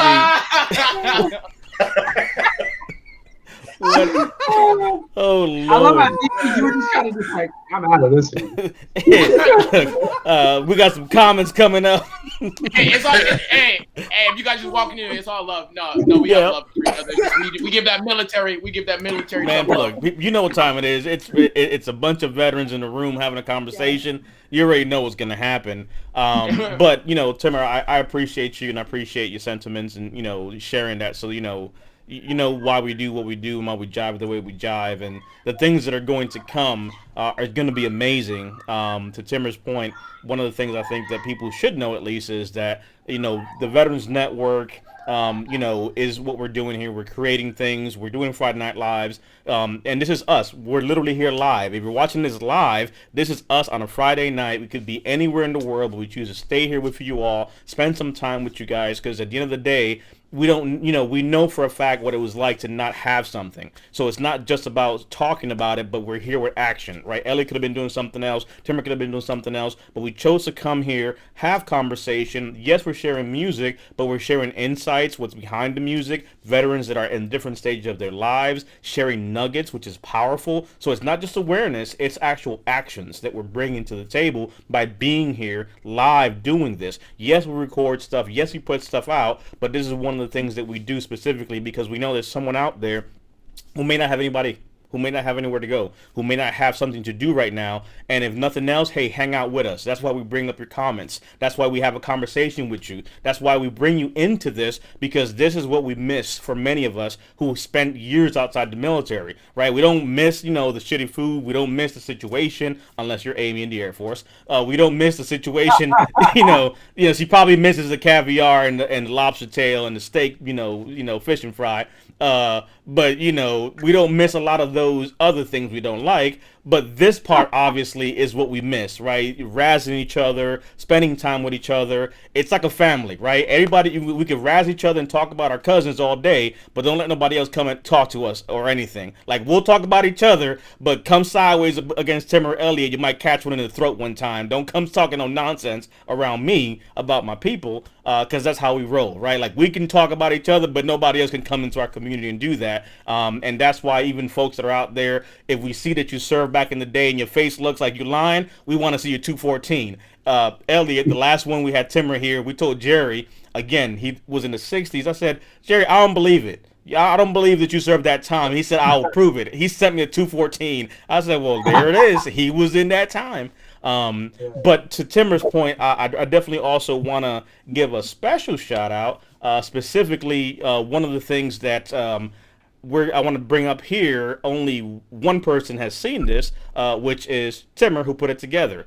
We have someone behind the scenes who's tirelessly working. You don't see a lot of her. You see her commenting. So whenever you see a comment, for example, that has, our champion's information or has my name on it, that's Lisa in the background. You don't see Lisa because she likes to stay behind the scenes.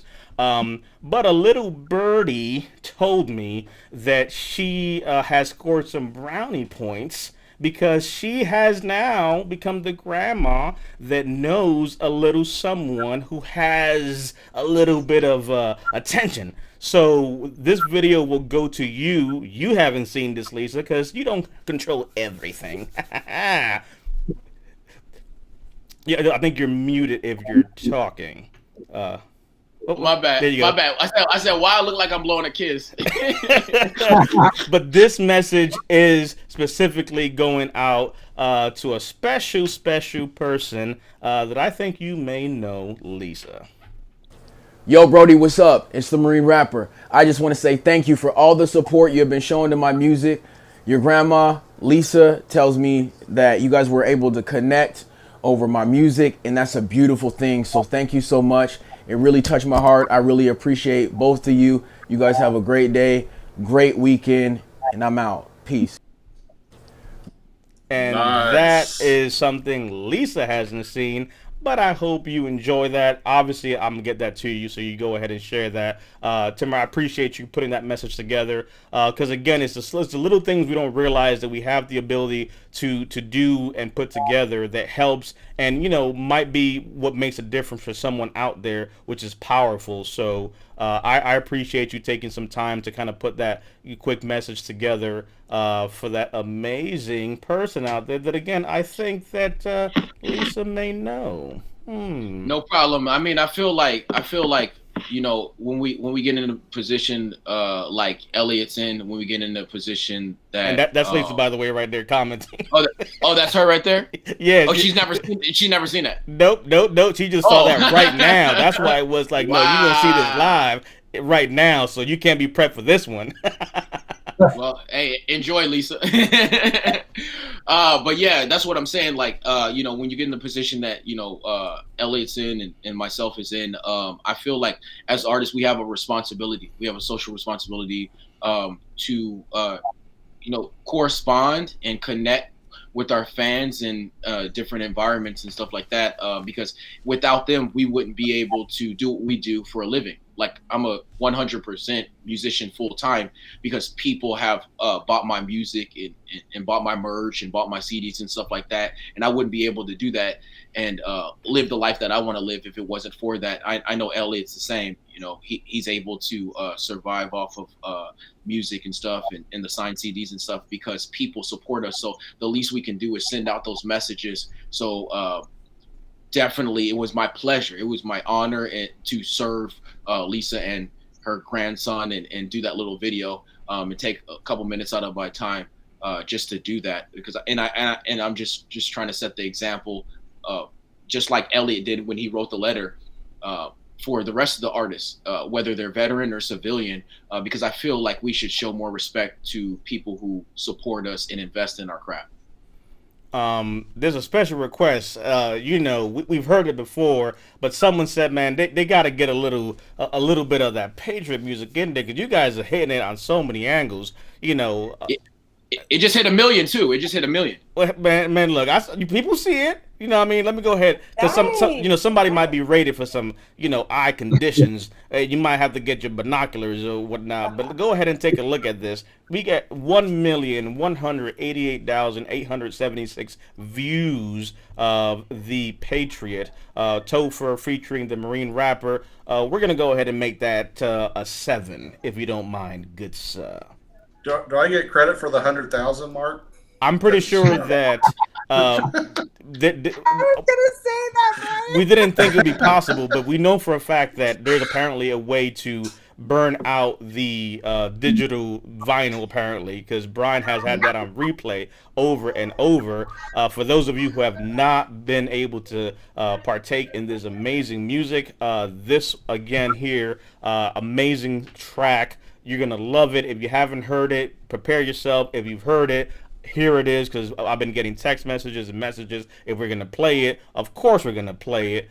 So this is the Patriot from Topher and TMR. Someday I would buy galleys with good oars and sails to distant shores.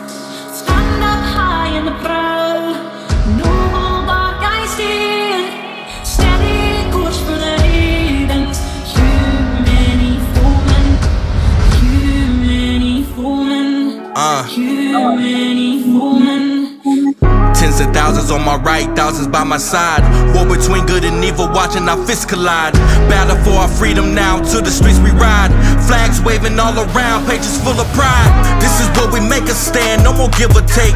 March around the Capitol, storm the city gates, putting pressure on their necks until the truth breaks. All walls of corruption, take out all the snakes. Star Spangled Banner, got it playing loud and proud.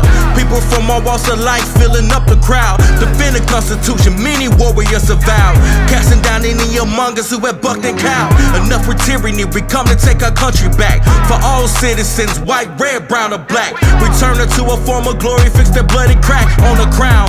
Fetch it down, it's going down.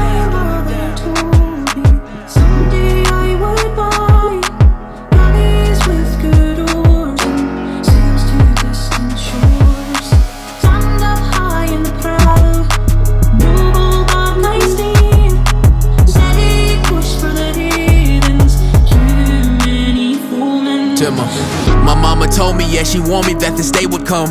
I'm like my father, go to combat with the blazing guns.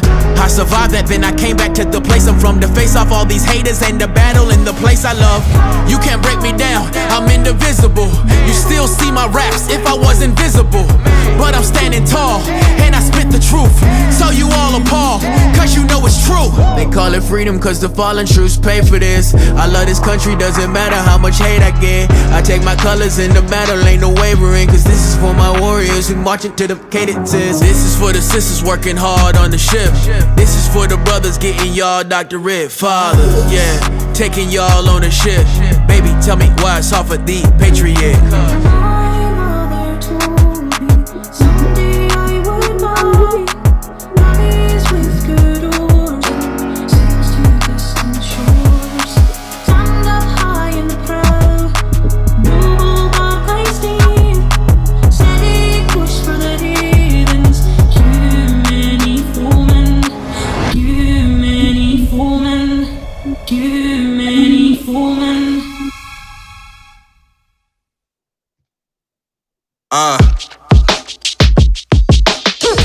Tens of thousands on my right, thousands by my side. War between good and evil, watching our fists collide. Battle for our freedom now, to the streets we ride. Flags waving all around, pages full of pride. This is where we make a stand, no more give or take. March around the Capitol, storm the...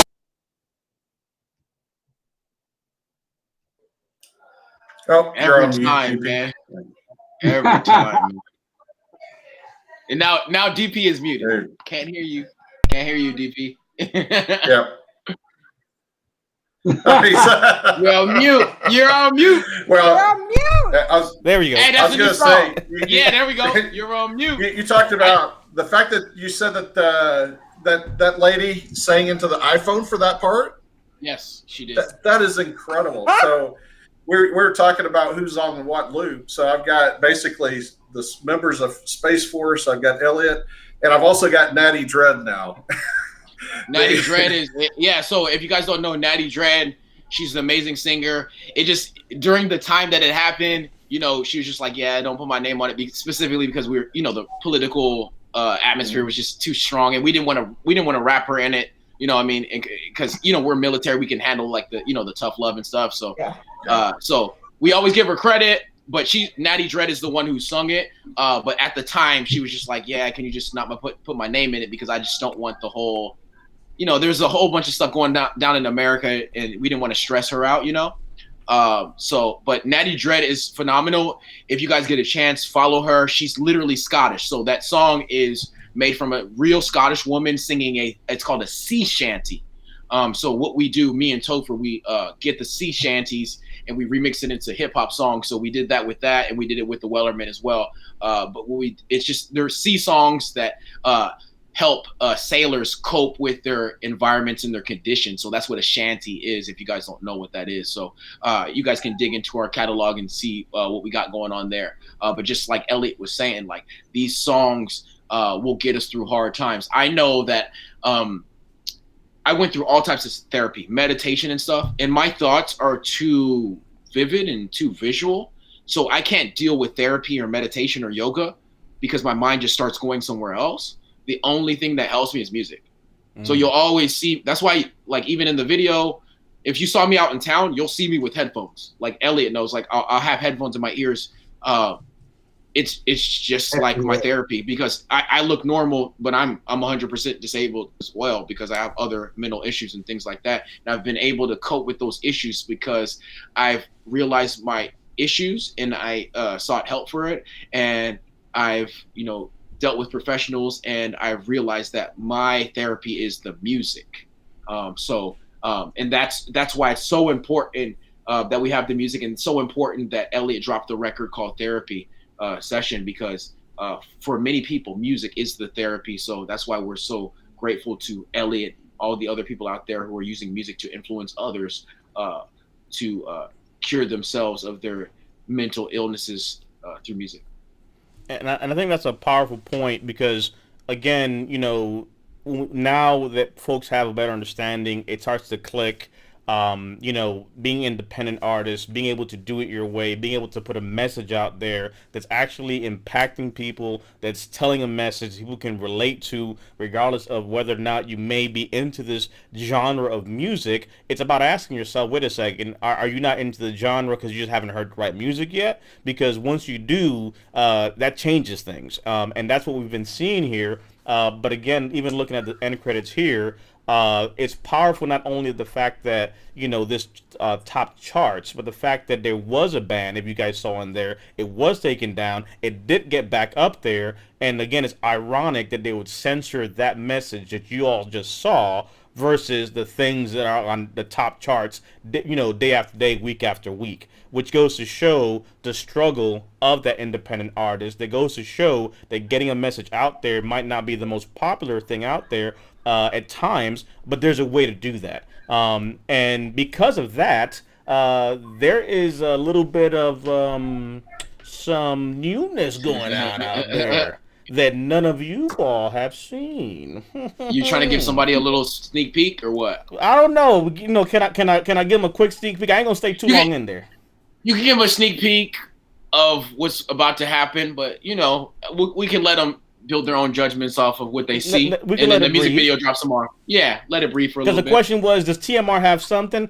Oh yeah, he has something, all right. There's a video coming out, because folks know about a track out there that's pretty amazing called Culture War. But apparently, what we do in the military is we fight a lot of wars and we win. So, Holy War, there's a lot going on in the industry. Some people have a pole, they go to hell, they got sneakers. You know what? Timber said, what? I got something for you. Came out with a track that's dropping tomorrow. I ain't gonna say too much, but the title is Holy War. Look at some of the graphics. Don't look too much. Don't take a screenshot. This is coming. It's out there. Oh, wait a second. We talk about merch. You talk about the armor of God. Hey, you wanted to rock your 3/6s? We could rock this too. I know you are going to appreciate this, Brian. Oh, wait a second. My screen keeps going down. Someone has a sneaker. Uh-oh. We're talking about sneakers. Oh, yes. If we want to play that game and you want to support what other people are doing, then the message is inclusivity. You want to have a sneaker on that side? It's okay. I might not agree with it. I'm not hating. But we can have a sneaker too. And I'm just saying, if you want to give him some shine, then you can focus in here. My brother Brian, you may appreciate Ephesians 6:11 on these bad boys right here. Look, I was gonna give him a teaser. I don't know. I done showed the daggone sneaker, man. I'm sorry. Yeah, so the mic drop on that one. Yeah, we gotta zoom. Yeah, look at that. So like everybody knows I rock with the. So I had to represent for the. I had to represent the veterans, so I made me a sneaker too. Those would be good for that's coming up, 4th of July. Oh, I know. Wow. Look at that. Wow. Hey, DP's been teasing us for a little bit now, for about a minute or so, and trying to drop these little hits. Man, this is awesome. Timber don't got anything. Oh, he got something. Y'all don't know about it, but he has something coming up. Yeah. Okay, I gotta go. I think that might be too much. Is that too much for people? Or I don't know. See, you're gonna make me spend my paycheck again. Custom merch with. There's only 77 made, Brian. Too. I don't know. If you know Ephesians 6:11, if you go read Ephesians 6:11, and it'll make sense. Yeah, no, In the I Bible. know exactly what you're talking about. Mm-hmm. Mm-hmm. The armor of God, absolutely. Yeah. Tomorrow, you know. Tomorrow there's going to be something amazing happening, but I just wanted to give the first sneak peek here on Friday Night Live so you guys can see what's going on. But I dropped 2 tracks today. Let me get out of there. I can't keep showing them too much. It was too much. No, you can't show too much. It's too much. It's a sneaker, 2 songs, and shirts, and it might explode their brain. You know what I mean? Let me speak into the microphone that people can't hear for the special folks out there. TheMarineRapper.com. You might want to go visit that. I'm not saying what I'm saying. Yeah, and this is how dense I am. I saw that Holy War video, and I clicked on it. It only went for like a minute or so, and I started to get upset at my computer because I thought it was cut off somehow. No, it's everything is on purpose. No, that's it. Give it to me. Everything will make sense when the video drops, but everything was on purpose. So it's a minute for a reason. Mm-hmm. Yeah, no, that's awesome. Yeah. But yeah, I got some good stuff. But the reason why I didn't drop the actual official video today, because out of respect to DMX and stuff like that, because he's a big inspiration. He's somebody that, like, you know what I mean? He's like, if it wasn't for DMX and Chris, it wouldn't be me, because I'm like more energetic type of artist. So like those are the people I draw inspiration from. So for me, it just felt selfish to like be like, oh, check out my new video. You know what I mean? With, you know, DMX passing. So I just wanted to let it breathe for a little bit. But tomorrow we'll drop it. But I just want to pay homage to DMX real quick. And again, you know, the question may come up for some folks as far as how they can actually go ahead and get some of this information. TheMarineRapper.com. Nice. That's exciting. Yeah. But look at the shoes. We worked on them for a minute. Like just know that. Little things on there, and if you know Ephesians 6:11 through 15 and you read it and you look at the shoes, you'll get it. Mm-hmm. So we only made 77 of them, because just to let you know. Okay. Well, I'm gonna have to go order mine then. Yeah. Brian's about to drop off the live and literally go. I'll catch you guys later. I'll catch you guys later. No. And if you guys don't get shoes or whatever, because you know they're premium stuff, you guys can get shirts. You guys can buy the song right now if you want to buy the song right now, to get some context, so you guys know the words before the actual music video drops and stuff. And it's 2 songs. So Cancel Culture is more of like a gym song, like a hype song, and Holy War is like back to that 90s hip hop lyrical. Like if you like that type of stuff, like that real raw DMX type of stuff, you'll like Holy War. And if you like the you want to work out to something, Cancel Culture is that, you know, that song for you. But I like to do different stuff, and then I can't tell y'all too much. But yeah, we got some good stuff. We got some good stuff on the way. Some quick messages and reactions. Wesley saying, you know, you're literally in the likes of these amazing artists that need no introduction. Lil Wayne, Pop, Biggie, Eminem. You know that music is therapeutic. Roger that from one of your own.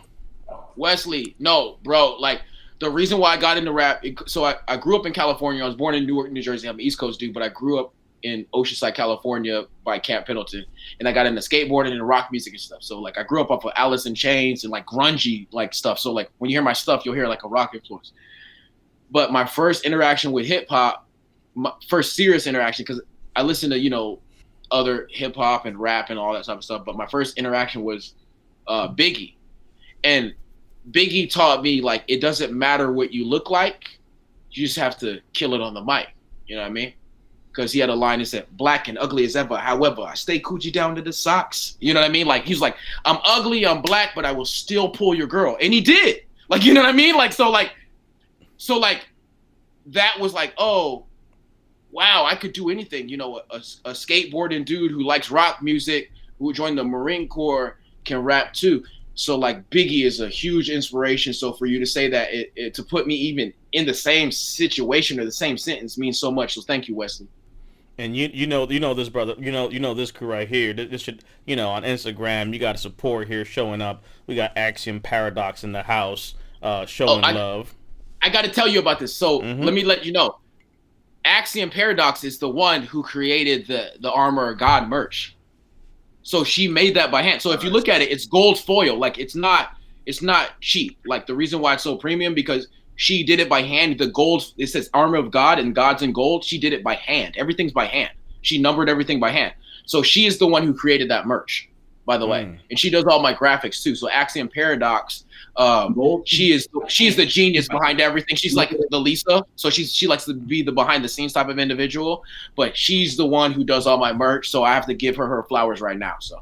No, and that's impressive, amazing. Just again, the artistry and everything that's in there. It's just the detail again by hand. Like, come on now, you gotta give some respect to that. And you guys will see some of that over at themarinerapper.com. But just take a look at that shirt, for crying out loud. Yeah, and if you look at it, look, she has the stripes going on. It's the 7 stripes, by the way. So 4 on the back, three on the back. It's numbered on the arm right there. If you zoom in, there's other pictures there, but if you zoom in, you'll see she used gold foil on the God. And then if you look on the collar, she actually customized that as well. It says Most High, because it's an homage to God. But it says Most High because the highest part of the shirt is the collar. So everything's symbolic. There's only 77 of these shirts. You see the Ephesians 6:11 through 15 on the bottom on the corner. You see that, guys? So Axiom Paradox, she worked hard. She also does a lot of my graphics. The other day we talked about the Mr. Potato Head and all the other cartoons. She's done all those too. So Axiom Paradox is the graphics behind the Marine Rapper. So I have to give her her respect. Oh. Yeah, that just looks killer. No, it's amazing. Pamela is definitely saying yes to the sneakers. There's chats happening obviously within YouTube, which is awesome. So they're having conversations there. Brother Michael's in the house, supporting as well, showing up and vibing with us. Pamela said, "Man, I am in trouble. You literally got me over here having to reach for the wallet. I got to go to ElliottMcKenzie.com and get some merch over there, get that signed CD. Then I got to go to Timmer because I thought only one thing was dropping, but apparently we got multiple things dropping. Multiple bombs. Yeah, we need it. Y'all need to go get the Elliott McKenzie album and support him because, he's the R&B vet. He's very, very rare, and there's not many R&B singers. We downloaded. The thing is we want Elliott to chart, and we want him to get #1 on R&B and not be able to see it. So no.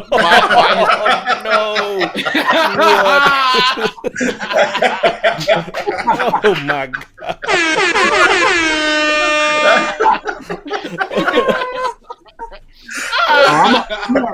I'm definitely gonna see on this giant phone right here. I'm gonna see it. Hey, listen. Hey, you talk to a lot of females. Hey, size really don't matter, man. It's the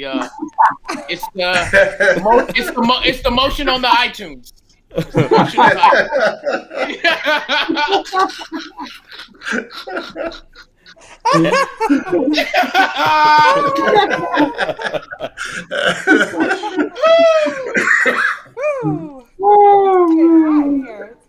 You see Amy quiet. You see Amy quiet. Amy ain't saying nothing. She just needs some water because she knows I'm spitting facts. Amy is literally doing the disappearing act. She's like, this is see you guys later. You go hide in the corner of my you got Frank out there. Not only did he go on iTunes, but he also went to Amazon Music and copped that sucker over there as well. So definitely shout outs there for sure on that piece there as well. And then obviously we have some Action Paradox as well, having conversation in there. One question that I would ask both the iPhone user crew and Android user crew. No, we gotta stop. Like, it's too much. Like there's a time where we need to show mercy and grace. You know.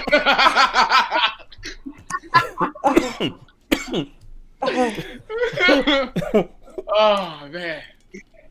But who knows? It might inspire him to sing a song. You know what I mean? About how horrible iPhones are. Yeah. There's another track dropping here in the next 24 hours. Expect it. Called the iPhone brick. Let me ask you, both Elliott and TMR. You know, we've seen your websites. We've seen the music you're putting together. You're making your own unique stand. You've collaborated and done some amazing things.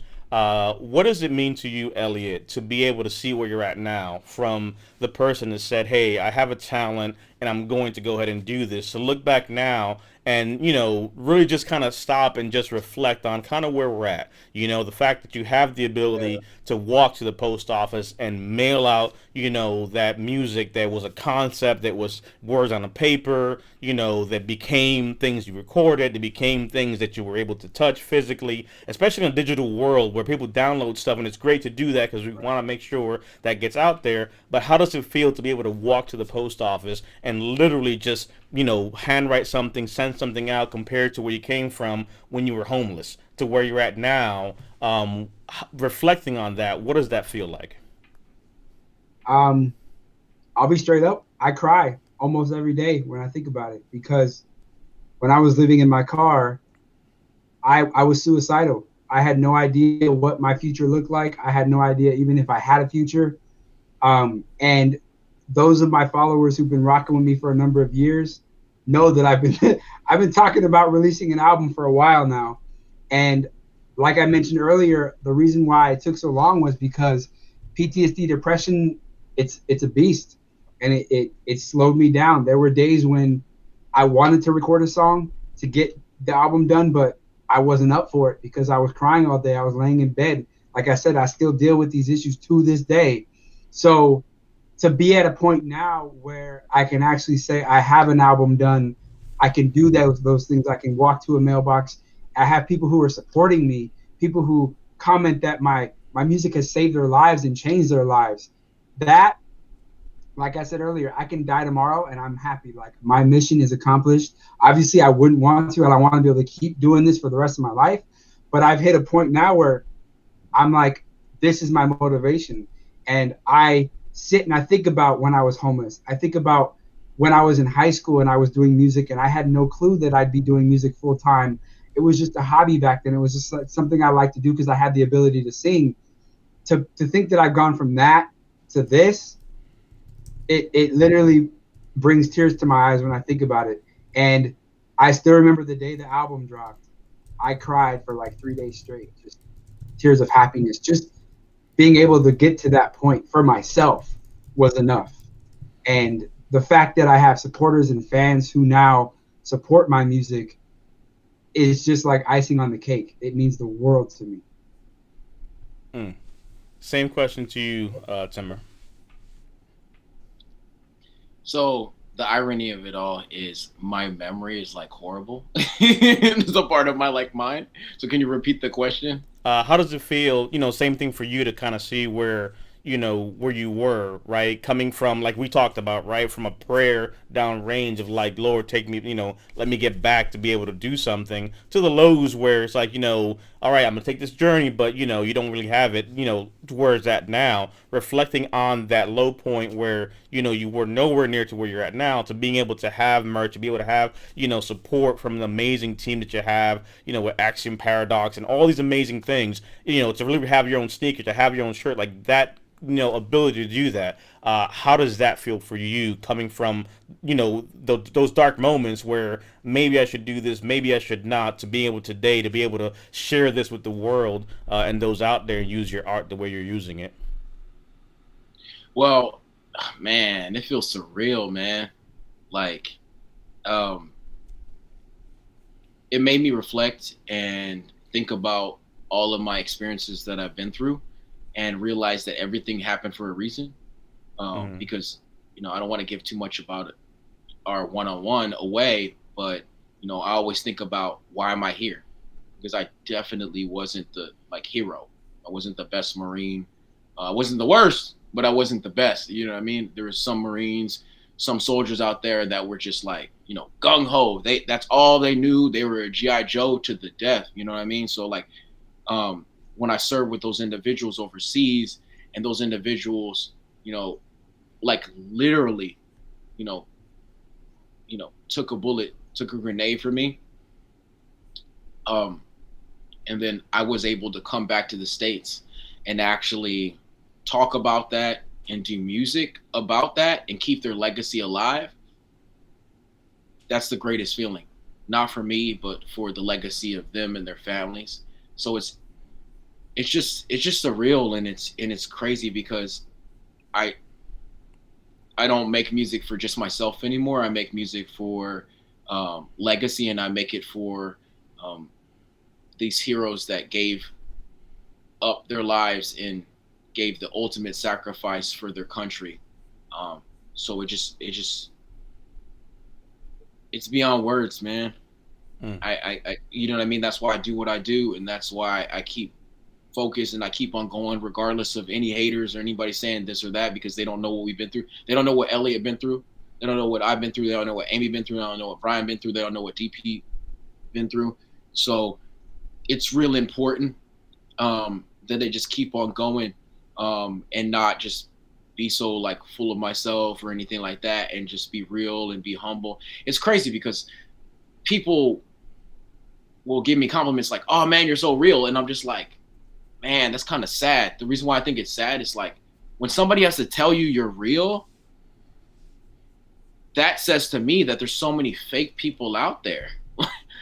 So it's just like, it's cool. It's like bittersweet. It's the catch-22. It's like, yo, like, thank you for saying I'm real. But I'm like, why isn't everybody like that? Mm-hmm. You know, why does everybody have to be stuck up or full of themselves or think they're this or they're that? Man, I don't take myself seriously. I'll joke, you know, I'll joke with my bro Elliott here and Brian and Amy or whoever. We'll do jokes or whatever, but I don't feel like it's that serious because, you know, we have a responsibility as artists to carry on the legacy of, you know, our loved ones. And that's what I feel like I'm doing. So it's like, I haven't really had a chance to like feel anything far as like, oh, how does it feel for me? Because for me to just sit and think, oh, how does it feel for me? You know, like, oh man, plaques or accomplishments or accolades, like that would slow me down on my mission. And my mission is to carry on the story of these military heroes through music. And I'm not doing that if I'm sitting down thinking about how great I am in a self-centered way. Mm-hmm. Don't get it twisted. You can feel like you're great, but in a self-centered way, or think you're too good to do an interview, or think you're too good to holler at Brody, or think you're too good to respond to Lisa or Amy or DP, that's where you're messing up. So I haven't really had a chance to sit and think, how does it really feel? It feels good, but I can't sit too long because I feel like there's so much work to do, and my work will never be finished because my work will continue past the day that I pass. And that's what I feel like everybody needs to like learn. So that's why I will keep on saying it. That's why I'll keep on bigging up my brothers and my sisters in music. I actually even have done records where I even bigged up females too. We've done MST records too, because people always talk about, oh yeah, you know, I deployed and this and that, and I went through this and that. There's people who didn't deploy, but they still go through PTSD. You know what I mean? There's people who go through MST. There's people who go through harassment. There's people who go through racism. There's people who go through hate. There's people who go through sexism and stuff like that. So I feel like it's our responsibility as artists to not so much think about how great we are or how much impact that we've had on our communities, but we should think about what can we do more? What else can we do? And not just for one group, not just for the male veteran, for the female veteran, for the disabled veteran, for the veteran who's no longer with us, for the child of a veteran who passed away overseas, things like that. We have so much more work to do. For the veteran who's dealing with suicidal ideations, you know, for the veteran who is dealing with identity issues. All of these things need to be addressed. So I actually don't have time to feel I don't actually have time to feel like, oh, good or whatever. Yeah, I do celebrate, you know, situations like this, Friday Night Live and stuff like that, but we just have so much work to do. So I feel like it's weird. I'm just in a weird spot. But I appreciate you. I appreciate everybody. I appreciate all the love, but we just have so much work to do. And so that's why I invest in my craft. All the money that I get from merch and stuff like that, I reinvest it to do better, to get new headphones, to get the new iPhone, because that's important. You know what I mean? Because we don't want to be up on the Samsung. You know what I mean? That's cutting it low. You know what I mean? We want to be on that iPhone. We want to be on the Supreme. We want to be on the premium type of stuff. So I want to make sure that I'm up to date and stuff like that. I don't want to be back in the day type of artist on a Samsung, on an Android. So can your phone film 8K? No. Has your phone ever filmed a Billboard chart topping hit? Not yet. Asking for a friend. Asking for a friend.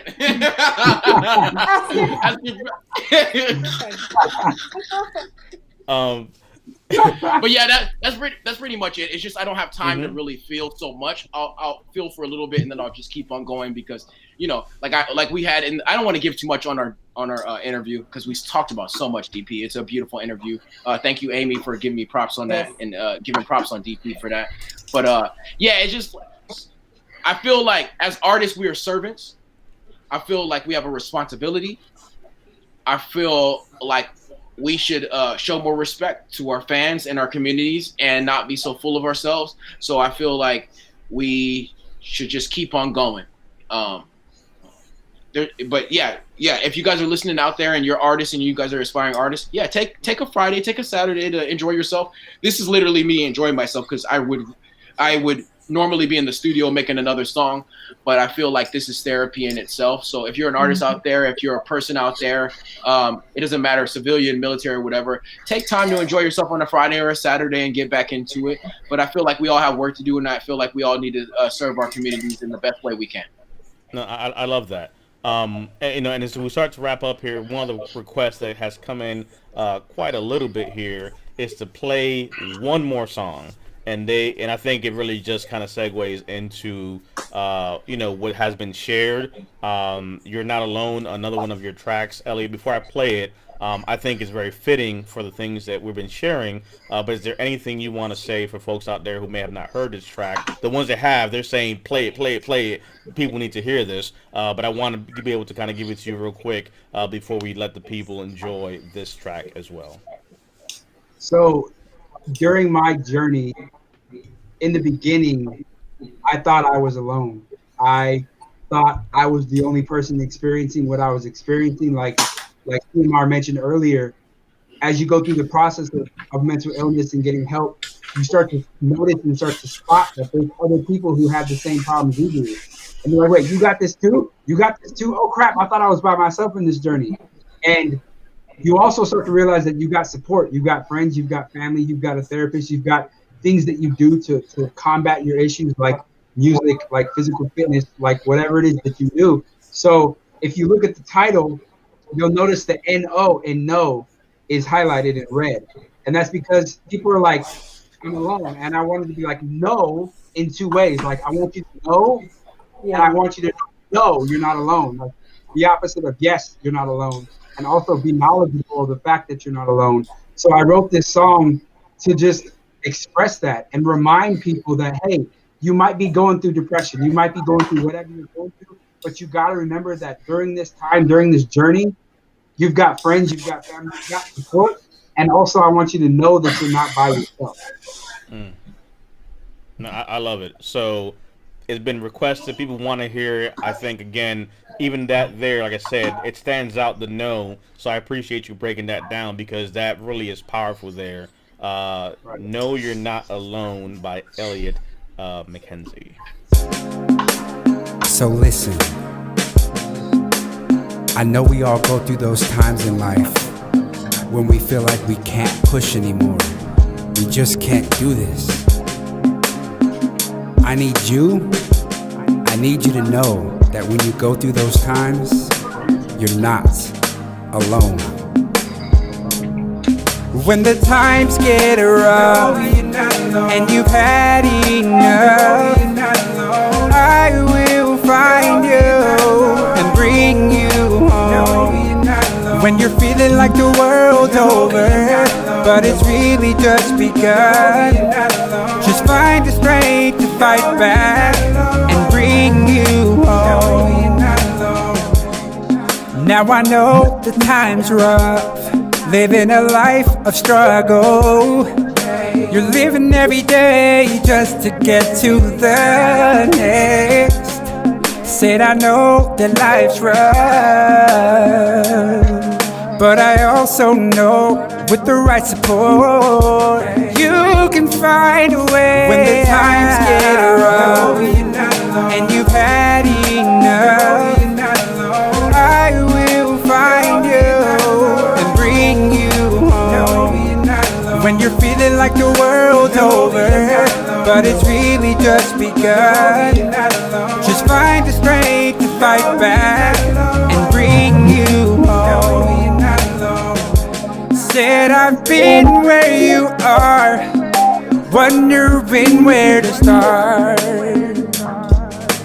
Feeling like your life is over, but I know you can fly. All you've gotta do is find yourself a set of wings. You can fly with me when the times get rough and you've had enough. You've had enough. I will find you and bring you home. When you're feeling like the world's over, but it's really just begun.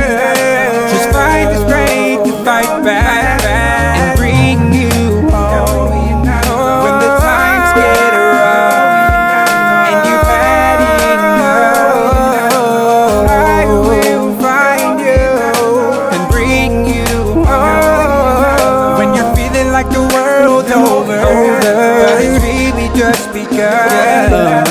Just find the strength to fight back and bring you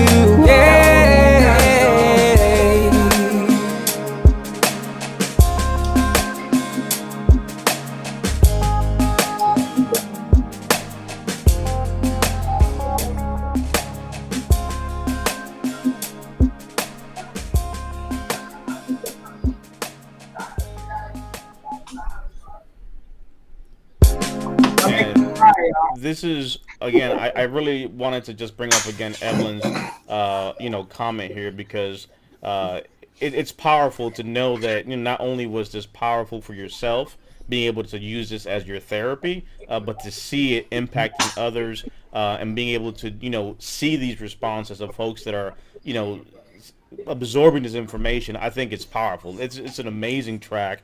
The words are amazing. The comments, you see some of the things that folks are saying here. I just think it's powerful and amazing, even from Axiom Paradox. This would have been amazing to hear during some of my darker times. This 100% helped people. Thank you for this from the bottom of my heart. Thank you. Thank you. Seriously. There's not much more that you can say to that. That's, some things you just gotta let it breathe a little bit. And that's definitely one of those you gotta let it breathe, and absorb really the messaging. Again, know you're not alone. Know, KNOW, and know you are not alone, NO. I love that. And, Amy, over to you. Wow, how do I follow up with that? Jesus. Wow. Thank you. That was amazing. Yeah. To you and TMR, thank you for holding space with us tonight, and great having you guys on and getting to kind of meet you guys and hang out with you guys and for you guys to join us. I would say, hopefully we'll be able to do this again and we'll be able to hang out with you guys again. And just remember that the heaviest thing and the hardest thing to pick up is the phone. And check on your strong people. And so we got LB in the comments. Very inspiring. And again, just the variety of different veterans that are able to just join and spend time with us. Lisa in the background says, "I'll be adding this to my regular playlist." Yes. Let's see, Wesley you here. can get it on iTunes, Lisa.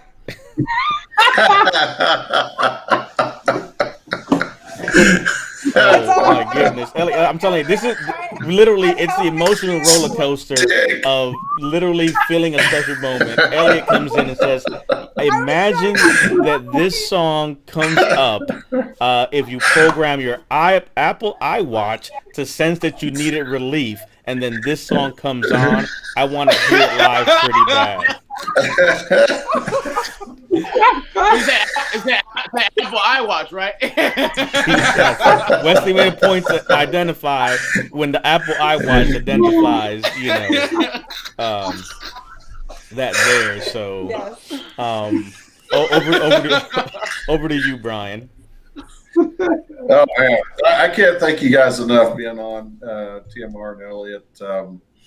You guys are great guys, great vets supporting the community in a way that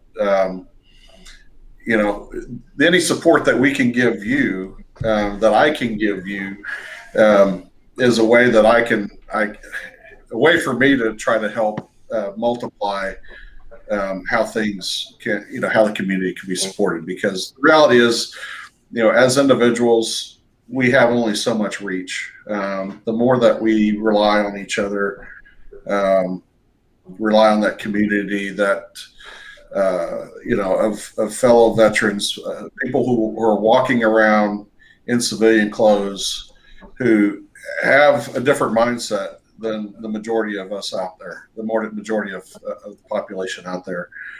And it's one of those things where sometimes you can just look at a person and know they're a vet.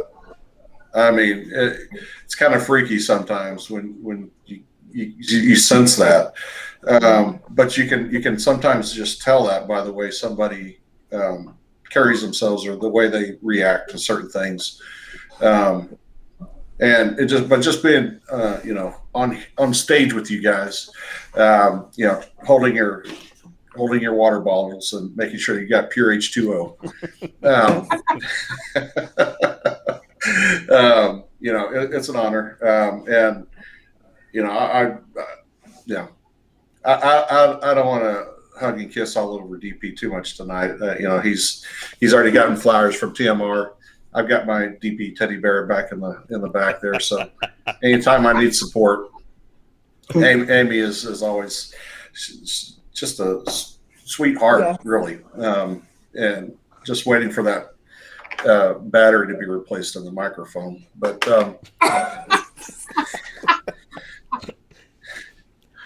I'm just thankful being here with you guys. Brian comes out. Brian, look, don't sleep on Brian. No.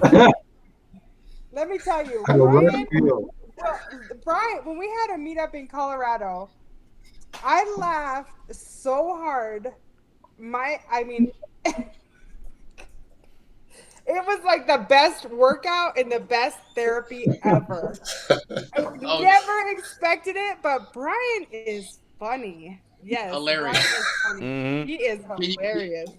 Can y'all fill us in? Not right now because we don't want to put it out to the public though. But can y'all fill us in when you guys do another little meetup? Yeah. You know what I mean, maybe we might want to come out to Colorado. It was in Colorado. Colorado. Yes. I like how you make it convenient. Like, come out to Colorado. But we could go to San Diego. Are y'all ready for the San Diego life? Or? I'll tell you, people are ready for it. I'll say, and this is we'll after the show when we get done here, we'll wrap for like a minute and then kind of cut it. But I'll definitely tell y'all here. This is one of the inside jokes of Two Cookie Beloff. I wasn't gonna go there. I was not gonna go there. So I don't know what Two Cookie B is, but none of my business. We'll tell you when we close. When we get off. Let's just say I really like Toll House. Yeah. Ooh, Toll House is delicious. Yes. When it comes straight out of the oven, they're delicious. Mm-hmm. Yeah. But in closing, I'll say that there are amazing things happening. Timmer went ahead and kind of teased a little bit out of it. But we're in communication and talking about some collaborations going forward. So Veterans Network, again, go to veteransnetwork.club. You guys will see what we're doing there. The link. You know how to find what we have out there. But we want to create space within Veterans Network for artists and musicians. And, TMR and I are talking about being able to collaborate and do some of that and create some space. Because, again, it's about highlighting our community. It's about showing that we have folks like Elliott. We have folks like Timber. We have folks like so many of them. Like, literally, we could sit here, like, every week, and people are like, there's another person and another person. And the fact is, this is our community. And we need to be able to share that with our people. So we talk about mental health. We talk about, veteran situations. And when it comes to a veteran network, our veteran tribe, they need different things, right? We need to get music therapy. We need to talk about therapy. We need to talk about mental health. We need to talk about entrepreneurship. We need to talk about all the different things that people are doing. We even need Crayons Ready to Eat from Frank over at Crayons Ready to Eat LLC.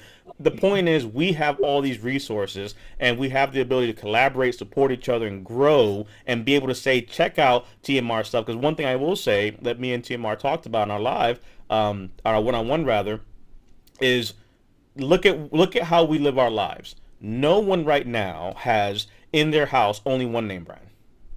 And I'm saying this because as much as you might rock Nike, you got some Reebok somewhere, or you might have a FUBU, or you might have a this, or you might have a fill in the blank. And the reality is that if that's how we live in the world as creatives, as creators, then you can support what Veteran Network is doing, and then I can head over to Elliott's site and support what he's doing with his album, and then cop a shirt over at the Marine Rappers, swag shop, because guess what? It's the same thing we would have done if we were walking down the avenue. I'm going to stop in this store, stop at the Gap, pick up something, or there's something over at Banana Republic.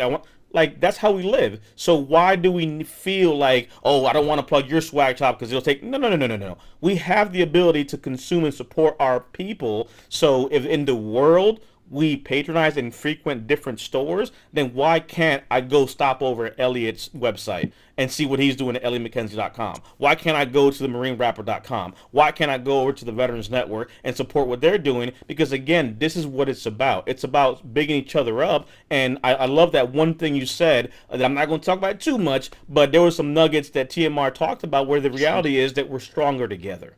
And we have the ability to support each other.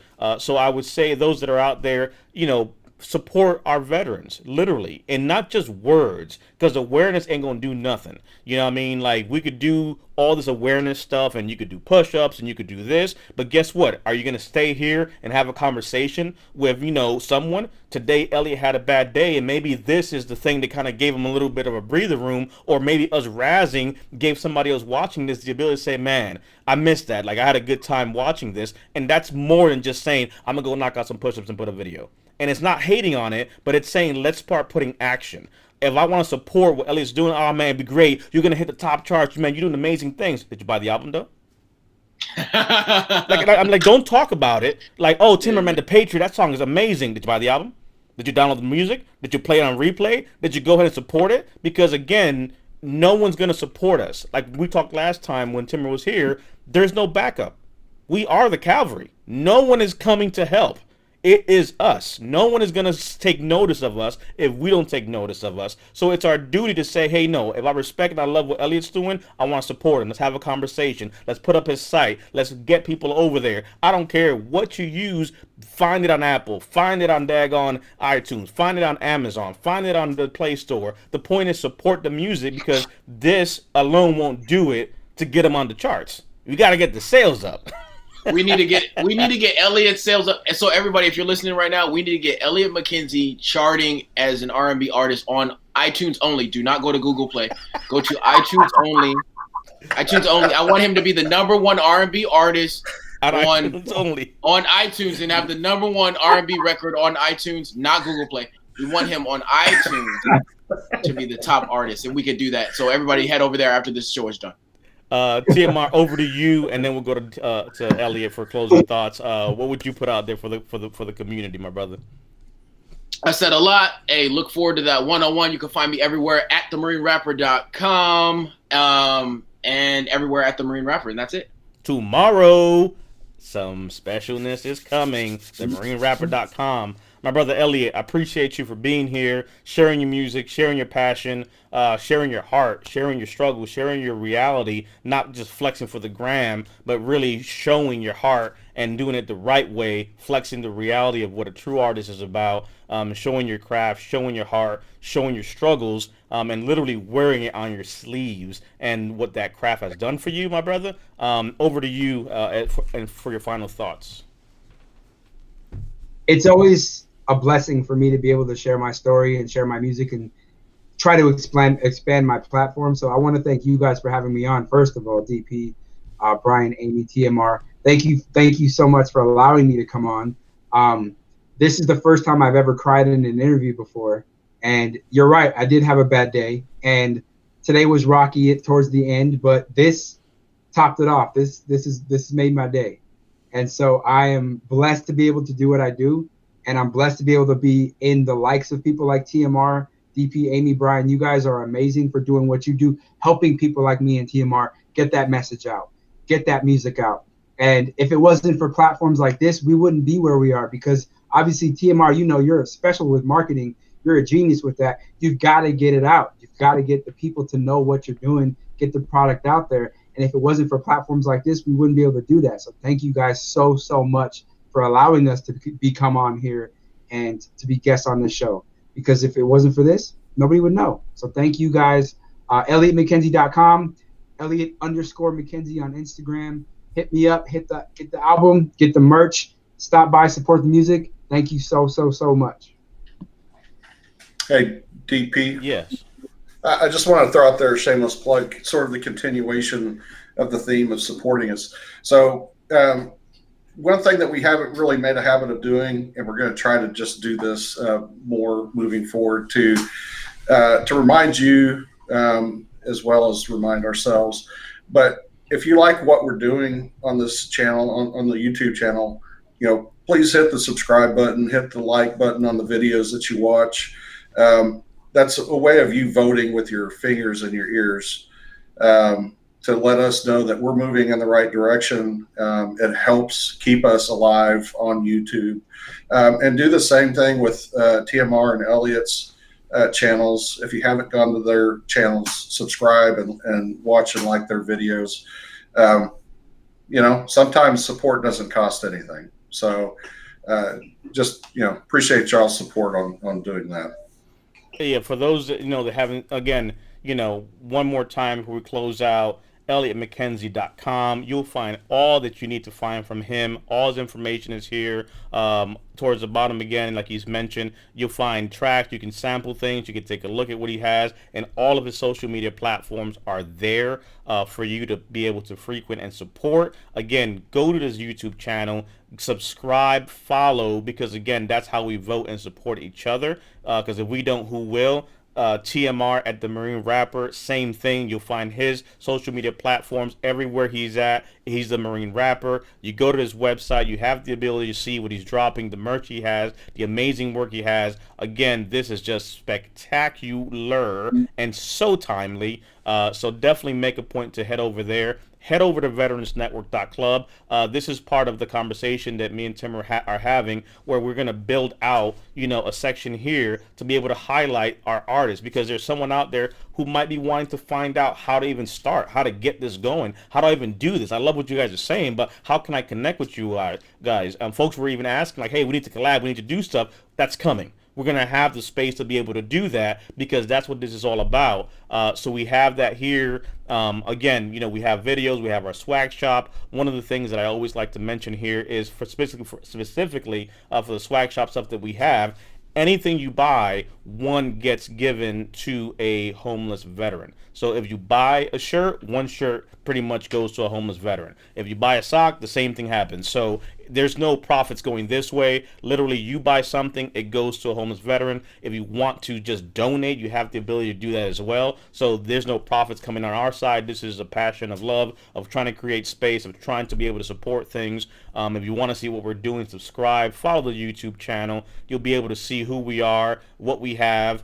You know, he's right next to me. Those that don't know, there's my service dog. He is our chief morale officer. So I got to give him a shout out, legend. It's a small world, but I'll say that he is my service dog.